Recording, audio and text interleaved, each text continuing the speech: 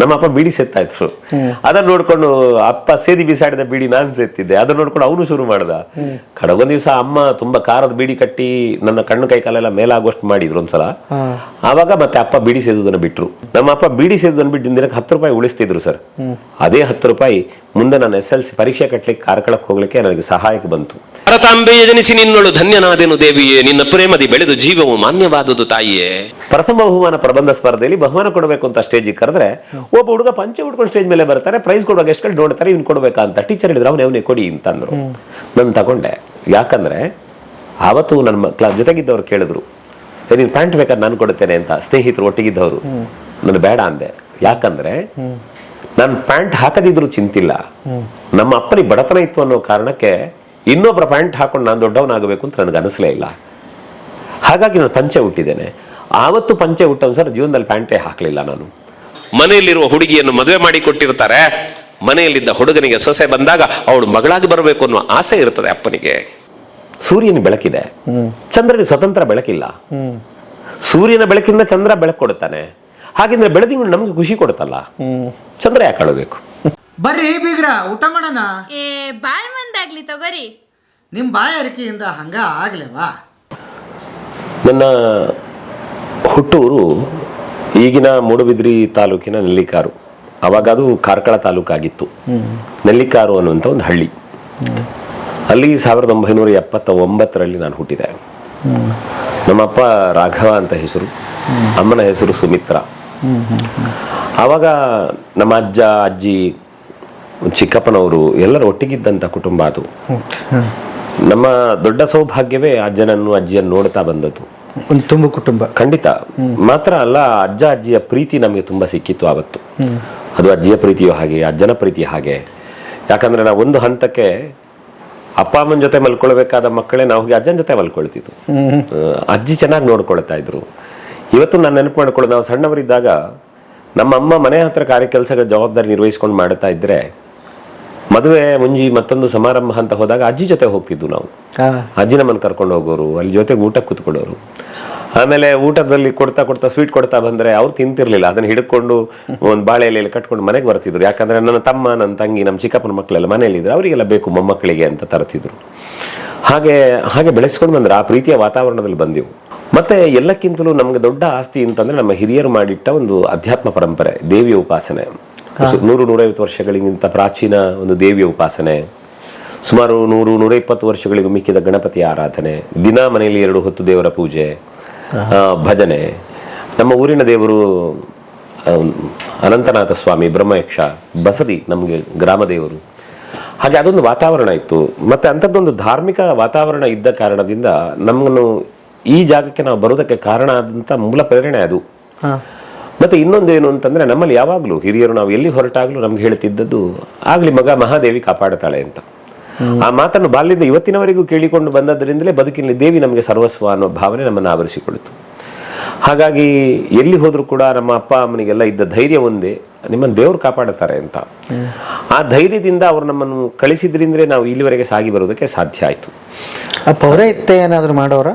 ಪೌರೋಹಿತ್ಯ ನಮ್ಮ ಅಪ್ಪ ಪೌರೋಹಿತ್ಯ ಮಾಡಲ್ಲ. ಅಲ್ಲೊಂದು ಘಟನೆ ಇದೆ. ಏನು ಅಂತಂದ್ರೆ, ನನಗೆ ಪೌರೋಹಿತ್ಯವನ್ನು ಪಾಠ ಮಾಡಿದ ನನ್ನ ಮಾವ ನನ್ನ ಗುರುಗಳು. ನನ್ನ ಮಾವ ಅಂದ್ರೆ ನನ್ನ ಅಜ್ಜನ ತಂಗಿಯ ಮಗ ಅವರು.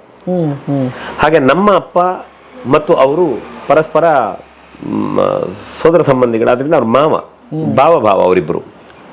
ನಮ್ಮ ಅಜ್ಜನ ತಂದೆ ಅಂದ್ರೆ ನಮ್ಮ ಅಪ್ಪನ ಅಜ್ಜ ಅವ್ರು ಏನ್ ಮಾಡಿದ್ರಂತೆ, ಈ ಇಬ್ರು ಹುಡುಗರಿಗೆ ಉಪನಯನ ಜೊತೆಗೆ ಮಾಡಿಸಿ, ಒಬ್ಬನು ನಮ್ಮ ಮನೆ ದೇವರ ಪೂಜೆಗಾಗಿರ್ಬೇಕು, ಇನ್ನೊಬ್ಬನು ಸಾಮಾಜಿಕ ಕಾರ್ಯಕ್ಕಾಗಿ ಪುರೋಹಿತನಾಗಬೇಕು ಅಂತ ಸಂಕಲ್ಪ ಮಾಡಿ ನಮ್ಮ ಅಪ್ಪನನ್ನು ಮನೆ ದೇವರ ಪೂಜೆಗೆ ಬಿಟ್ಟರು, ನನ್ನ ಮಾವನನ್ನು ಪೌರೋಹಿತ್ಯ ಕಳಿಸಿಕೊಟ್ರು, ನಮ್ಮ ಅಜ್ಜನ ತಂದೆ. ಹಾಗೆ ಅವರು ಬಂದು ಪೌರೋಹಿತ್ಯ ಮಾಡ್ತಾ ಬಂದರು. ಸುದೀರ್ಘವಾದ ಪ್ರಯಾಣ, ತುಂಬಾ ಏಳು ಬೀಳುಗಳನ್ನ ಕಂಡಿದ್ದಾರೆ ನಮ್ಮ ಮಾವ, ನನ್ನ ಗುರುಗಳು ಶ್ರೀಧರ ಶರ್ಮಾ ಅಂತ ಈ ಕಟ್ಪಾಡಿಯಲ್ಲಿದ್ದಾರೆ. ನಮ್ಮ ಅಪ್ಪ ಮನೆ ಹತ್ರವೇ ಇದ್ರು, ಮನೆಯ ಬೇಸಾಯ ಮತ್ತಿನ್ನೇನೋ ಒಂದಷ್ಟು ಕೆಲಸಗಳು, ಅದ್ರ ಜೊತೆ ದೇವರ ಪೂಜೆ, ಅದನ್ನೆಲ್ಲ ಮಾಡ್ತಾ ಆ ಪರಂಪರೆಯನ್ನು ಮುಂದುವರಿಸಿಕೊಂಡು ಬಂದರು. ಹಾಗಾಗಿ ಮನೆಯಲ್ಲಿ ನಮಗೆ ಈ ದೈವಿಕವಾದ ಸಂಸ್ಕಾರ ಸಿಕ್ತು. ನಮ್ಮ ಮಾವನೇ ಪುರೋಹಿತರಾದ್ರಿಂದ ಅವರಾವತ್ತು ಪೌರೋಹಿತ್ಯಕ್ಕೆ ಬರೋದು, ಅವ್ರನ್ನ ತಯಾರಾಗಿ ಬರೋದು, ಆ ಪಟ್ಟೆ ಶಾಲು ಉಟ್ಕೊಂಡು ಬರುವ ಚಂದ, ಇದನ್ನು ನೋಡಿದಾಗ ನಾನು ಹೀಗಾಗಬೇಕಲ್ಲ ಅಂತ ಅನ್ನಿಸ್ತಾ ಇತ್ತು. ಮನೆಯಲ್ಲಿ ಅಪ್ಪ ಪೂಜೆ ಮಾಡಿದಾಗ ನಾನು ಹೀಗೆ ಪೂಜೆ ಮಾಡಬೇಕು ಅಂತ ಅನ್ನಿಸ್ತಾ ಇತ್ತು. ಆ ಕಾರಣಕ್ಕೆ ಅಪ್ಪ ದೇವರಿಗೆ ಬೆಳಗಿಟ್ಟ ಆರತಿಯನ್ನು ಬದಿಯಲ್ಲಿ ನಾವೊಂದು ದೇವರ ಫೋಟೋ ಇಟ್ಕೊಂಡಾಗ ಆರತಿ ಮಾಡ್ತಾ ಇದ್ವು. ನನಗೆ ಇವತ್ತು ನೆನಪಿದೆ, ಮನೆಯಲ್ಲಿ ದೇವರಿಗೆ ಮಂಟಪ ಇದೆ ಅನ್ನೋ ಕಾರಣಕ್ಕೆ ನಾನೊಂದು ಫೋಟೋ ಇಟ್ಟು ಅದಕ್ಕೆ ಒಂದು ಸ್ಟೂಲ್ನೊಳಗೆ ಇಟ್ಟು ಅದನ್ನು ಮಂಟಪದ ಹಾಗೆ ಮಾಡಿ ಆರತಿ ಮಾಡಿ ದೀಪ ಹಚ್ಚಿಟ್ಟು ಸ್ಟೂಲ್ ಸುಟ್ಟೋಗಿತ್ತು ಅದು. ಹಾಗಂತ ಮನೇಲಿ ಯಾರು ಬೈತಿರ್ಲಿಲ್ಲ ನಮಗೆ. ಹಾಗಾಗಿ ಅಪ್ಪ ಆರತಿ ಮಾಡ್ತಾರೆ, ನಾನು ನನ್ನ ದೇವರಿಗೆ ಆರತಿ ಮಾಡ್ಬೇಕು, ಆಮೇಲೆ ಬಾಕಿಯವರಿಗೆ ಕೊಡಬೇಕು. ಅಪ್ಪ ದೇವರಿಗೆ ಅಭಿಷೇಕ ಮಾಡ್ತಾರೆ ಅಂತ ನೋಡಿದ ನಾನು ಫೋಟೋಗೆ ಅಭಿಷೇಕ ಮಾಡ್ತಾ ಇದ್ದೆ. ನಮ್ಮಲ್ಲಿ ದನದ ಹಾಲು ಇರಲಿಲ್ಲ, ಪೇಟೆಯಿಂದ ತಂದ ಹಾಲು, ಆದ್ರೆ ಅದನ್ನು ಅಭಿಷೇಕ ಮಾಡಬೇಕು ಮಾಡ್ತಿದ್ದೆ, ಅಪ್ಪ ಮಾಡ್ತಿದ್ರು ಅನ್ನೋ ಕಾರಣಕ್ಕೆ. ಇವತ್ತಿಗೂ ಮತ್ತೊಬ್ರು ಯೋಗೀಶ್ ಮಾಮ ಅಂತ ಇದ್ರು ನಮ್ಮಲ್ಲಿ, ಅವ್ರು ಇವತ್ತಿಲ್ಲ, ಮನೆ ಬಿಟ್ಟು ಹೋಗಿ ಎಲ್ಲಿ ಹೋಗಿದ್ದಾರೆ ಅಂತ ಗೊತ್ತಿಲ್ಲ, ತುಂಬಾ ವರ್ಷಗಳಾದವು. ಆದರೆ ನಾವು ಸಣ್ಣವರಿದ್ದಾಗ ನಮಗೆ ತಮಾಷೆಗೇನೋ ಭಜನೆ ಹೇಳಿಕೊಡೋರು, ಪುಟ್ಟ ದೇವರ ಫೋಟೋಗಳಿಗೆ ಫ್ರೇಮ್ ಹಾಕಿ ನಮ್ಗೆ ತಂದು ಕೊಡೋರು. ಅಂದ್ರೆ ನಮ್ಮ ಈ ಬೆಳವಣಿಗೆಗೆ ಕಾರಣ ಕೇವಲ ನಮ್ಮ ಮನೆ ಅಲ್ಲ, ನನ್ನ ಅಪ್ಪ, ನಮ್ಮಮ್ಮ, ನಮ್ಮ ಅಜ್ಜ ಅಜ್ಜಿ, ಅದ್ರ ಜೊತೆಗೆ ನಮ್ಮ ಸುತ್ತ ಇದ್ದ ನಮ್ಮ ಬಂಧುಗಳು, ಅವರೆಲ್ಲ ಕೊಟ್ಟ ಪ್ರೀತಿ ಅಂಥದ್ದೆಲ್ಲ ಬಂತು. ಮತ್ತೆ ಮಕ್ಕಳು ನೀವು? ನಾವು 4 ಜನ, ನಾನು, ನನ್ನ ತಮ್ಮ ಮತ್ತೆ 2 ತಂಗಿಯಂದರು. ತಮ್ಮ ಈಗ ಊರಲ್ಲಿದ್ದಾನೆ, ದೈನಂದಿನ ದೇವರ ಪೂಜೆ, ಮನೆ ಹತ್ರದ ಜವಾಬ್ದಾರಿಗಳು ನೋಡ್ಕೊಂಡು ಅಲ್ಲೇ ಕೆಲಸ ಮಾಡ್ಕೊಂಡು ಅವನಿದ್ದಾನೆ. ತಂಗಿಯಂದ್ರಿಬ್ಬರಿಗೆ ಮದುವೆ ಮಾಡಿದ್ದೇವೆ, ಅಮ್ಮ ಇದ್ದಾರೆ, ತಮ್ಮನಿಗೊಬ್ಬಾಕೆ ಮಗಳಿದ್ದಾಳೆ, ಅವರ ಸಾಂಸಾರಿಕ ಜೀವನ ಅಲ್ಲಿದೆ. ಮತ್ತೆ ನಾನು ಮೊದಲನೇವನು, ಆಮೇಲೆ ನನ್ನ ತಮ್ಮ ಮತ್ತೆ 2 ತಂಗಿಯಂದರು. ಹಾಗೆ ನಮ್ಮ ಅಪ್ಪ ಅಮ್ಮ ಕ್ಷೇತ್ರ ಧರ್ಮಸ್ಥಳದ ಬಗ್ಗೆ ಅಪಾರವಾದಂಥ ಗೌರವ ಉಳ್ಳಂಥವ್ರು. ಅಲ್ಲಿಗೂ ನಮ್ಮ ಮನೆತನಕ್ಕೂ ಯಾವುದೋ ಒಂದು ವೃತ್ತಿಯ ಕಾರಣ ಒಂದು ಸಂಬಂಧ ಇತ್ತು ಅಂತ ಹೇಳುವುದನ್ನು ಕೇಳಿದ್ವಿ ನಾವು. ಅಲ್ಲಿಂದ ಮುಂದೆ ಬಂತು, ನಮ್ಮ ಅಜ್ಜ ಯಾವತ್ತು ಪ್ರತಿ ಸೋಮವಾರ ಕ್ಷೇತ್ರಕ್ಕೆ ದೇವರಿಗೆ ಅಂತ ಕಾಣಿಕೆ ಇಡೋರು. ನಮ್ಮ ಅಪ್ಪ ಅಮ್ಮ ಯಾವತ್ತೂ ಆ ದೇವರ ಬಗ್ಗೆ ಮಾತಾಡೋರು, ಯಾವತ್ತೋ ಒಮ್ಮೆ ಹೀಗೆ ಕರ್ಕೊಂಡು ಹೋಗೋರು. ಹಾಗಾಗಿ ಆ ಕ್ಷೇತ್ರದ ಧರ್ಮಸ್ಥಳ, ಧರ್ಮಾಧಿಕಾರಿಗಳು, ಅಲ್ಲಿ ನಡೆಯುವಂತಹ ಸತ್ಕಾರ್ಯಗಳು, ಇದನ್ನೆಲ್ಲ ನೋಡ್ತಾ ಅವ್ರನ್ನ ದೇವರು ಅಂತ ಗೌರವಿಸ್ತಾ ಇದ್ದ ಪರಂಪರೆ. ಎಷ್ಟು ಅಮ್ಮ ಯಾವಾಗಲೂ ಹೇಳ್ತಾರೆ, ಈಗಲೂ ಹೇಳ್ತಿದ್ರು, ಮಗ ಜೀವನದಲ್ಲಿ ಯಾವತ್ತೊಮ್ಮೆ ಧರ್ಮಸ್ಥಳಕ್ಕೆ ಹೋಗ್ಬೇಕು ಅಂತ ವರ್ಷಗಟ್ಟಲೆ ಕಾಯ್ತಿದ್ದ ದಿನ ಇತ್ತು, ಆದ್ರೆ ದೇವರು ಇವತ್ತು ನೀವು ಯೋಚನೆ ಮಾಡಿದಾಗೆಲ್ಲ ಹೋಗಿ ದೇವರ ದರ್ಶನ ಮಾಡುವ ಭಾಗ್ಯ ಕೊಟ್ಟರಲ್ಲ. ಹಾಗಾಗಿ ನನ್ನ ಮಗ ಅಂತ ಹೇಳೋದಕ್ಕಿಂತಲೂ ಮಂಜುನಾಥ ಸ್ವಾಮಿ ಕೊಟ್ಟ ಪ್ರಸಾದ ಅಂತ ಅಮ್ಮ ಹೇಳ್ತಿರ್ತಾರೆ ಯಾವತ್ತು. ಹಾಗಾಗಿ ಅಂತಹ ಒಂದು ವಾತಾವರಣ ಇದ್ದದ್ದೇ ನಮ್ಮ ಈ ಧಾರ್ಮಿಕ ಕಾರ್ಯಕ್ರಮಗಳಿಗೆ ಪ್ರೇರಣೆ ಆಯಿತು. ಅಲ್ಲಿಂದ ಮುಂದಕ್ಕೆ ನಮ್ಮಲ್ಲಿ ದೊಡ್ಡ ಕೊಡುಗೆ ಏನು ಅಂತಂದ್ರೆ, ದೊಡ್ಡ ಪದವಿ ಪಡೆದವರು ಯಾರಿಲ್ಲ ನಮ್ಮಲ್ಲಿ. ಬಹುಶಃ 10ನೇ ಕ್ಲಾಸಿಗೆ ನಾನು ಬಂದಿದ್ದೇನೆ ಅಂದ್ರೆ ಬಹುಶಃ 10ನೇ ಕ್ಲಾಸ್ ಮಾಡಿದ್ದು ನಾನೇ ಓದಲು ಕಾಣುತ್ತದೆ ನಮ್ಮಲ್ಲಿ. ಅಲ್ಲಿವರೆಗೆ ಅಷ್ಟು ಓದಿದವರಿಲ್ಲ. ಅದಕ್ಕೆ ಕಾರಣ ಇದ್ದಂಥ ತೀರ ಬಡತನ, ಮತ್ತೆ ಎಲ್ಲೆಲ್ಲೋ ಜೀವನ ಮಾಡಬೇಕಾಗಿತ್ತು. ನಮ್ಮ ಅಜ್ಜ, ಅವರ ತಂದೆ, ನಮ್ಮ ಅಪ್ಪ, ನಮ್ಮ ಚಿಕ್ಕಪ್ಪನವರೆಲ್ಲ ಘಟ್ಟದ ಮೇಲೆ ಹೋಗಿದ್ರಂತೆ ಏನೋ ಕೆಲಸ ಮಾಡ್ಕೊಂಡು ಜೀವನ ಮಾಡಬೇಕು ಅಂತ. ಆವತ್ತಿಗೂ ಕೂಡ ನಮ್ಮ ಮುತ್ತಾತ ನಮ್ಮ ಮನೆಯಲ್ಲಿ ಇವತ್ತು ನಾವು ಪೂಜೆ ಮಾಡುವ ದೇವರ ವಿಗ್ರಹ ಏನಿದೆ, ಆ ಕಾಲದಲ್ಲಿ ಆ ದೇವರನ್ನು ಜೋಳಿಗೆಯಲ್ಲಿ ತಕೊಂಡೋಗಿ ತಾನಿರುವ ಜೋಪಡಿಯಲ್ಲಿ ಇಟ್ಕೊಂಡು ದೇವರನ್ನು ಪೂಜೆ ಮಾಡಿದ್ರಂತೆ. ಅಂದ್ರೆ ತನಗೇ ನೆಲೆ ಇಲ್ಲ ಅಂತಂದಾಗ್ಲೂ, ತನಗೆ ಊಟ ಇಲ್ಲ ಅಂದಾಗ್ಲೂ ಕೂಡ ದೇವರ ಸೇವೆಯನ್ನು ಅವ್ರು ಬಿಡ್ಲಿಲ್ಲ. ನಮ್ಮ ಅಜ್ಜನ ಬಗ್ಗೆ ಕೇಳ್ತಿದ್ದೆ, ಅಜ್ಜನಿಗೆ ಕೂತ್ಕೊಳ್ಳಿಕ್ಕೆ ಜಾಗ ಇಲ್ಲ, ಅವರೆಲ್ಲೆಲ್ಲೋ ಕೆಲಸ ಮಾಡೋರು. ಆದ್ರೆ ತನ್ನ ಅಪ್ಪನ ಶ್ರಾದ್ದ ಬಂತು ಅಂತಂದಾಗ ಮಣ್ಣಿನ ಮಡಿಕೆ ತಕೊಂಡು ತೋಡಿನ ಬದಿಯಲ್ಲಿ ಕಲ್ಲಿಟ್ಟು ಬೆಂಕಿ ಮಾಡಿ ಒಂದು ಅನ್ನ ಮಾಡಿ ಕಾಗೆಗೆ ಅನ್ನ ಇಟ್ಟು ಕೈ ಮುಗೀತಿದ್ರಂತೆ. ಅಂದ್ರೆ ಸಮರ್ಥವಾಗಿ ಎಲ್ಲವನ್ನು ಮಾಡುವುದಕ್ಕೆ ಸಾಧ್ಯ ಇಲ್ಲದ ಕಾಲಘಟ್ಟದಲ್ಲೂ ಕೂಡ ಅವರ ಸಾಮರ್ಥ್ಯಾನುಸಾರ ದೇವರ ಕೆಲಸವನ್ನು ಮಾಡಿದರು, ಹಿರಿಯರ ಕೆಲಸಗಳನ್ನು ಮಾಡಿದ್ರು. ಹಾಗಾಗಿ ಇವತ್ತು ಸಾಂಸಾರಿಕ ಬದುಕಿನ, ನಮ್ಮ ಕೌಟುಂಬಿಕ ಬದುಕಿನ ಯಶಸ್ಸು ಏನಾದರೂ ಉಂಟು ಅಂತಾದರೆ ಅದರ ಹಿಂದೆ ನಮ್ಮ ಹಿರಿಯರ ಕೊಡುಗೆ ಇದೆ, ಅವರ ಆಶೀರ್ವಾದ ಇದೆ, ಅವರ ಮಾರ್ಗದರ್ಶನ ಇದೆ. ಏನಾದರೂ ಸಹಜವಾಗಿ ಅಭಿಪ್ರಾಯ ಭೇದಗಳು ಅಥವಾ ಏನೋ ತಪ್ಪಿದ್ದೇವೆ ಅಂತ ಅನಿಸಿದ್ರೆ ಅದರಲ್ಲಿ ನಮ್ಮ ಬುದ್ಧಿಯ ಬಡತನ ಕೆಲಸ ಮಾಡಿದೆ ಅಂತ ಅನ್ನಿಸ್ತದೆ, ಬಿಟ್ಟರೆ ಅದಕ್ಕೆ ಹಿರಿಯರು ಹೊಣೆಗಾರರಲ್ಲ.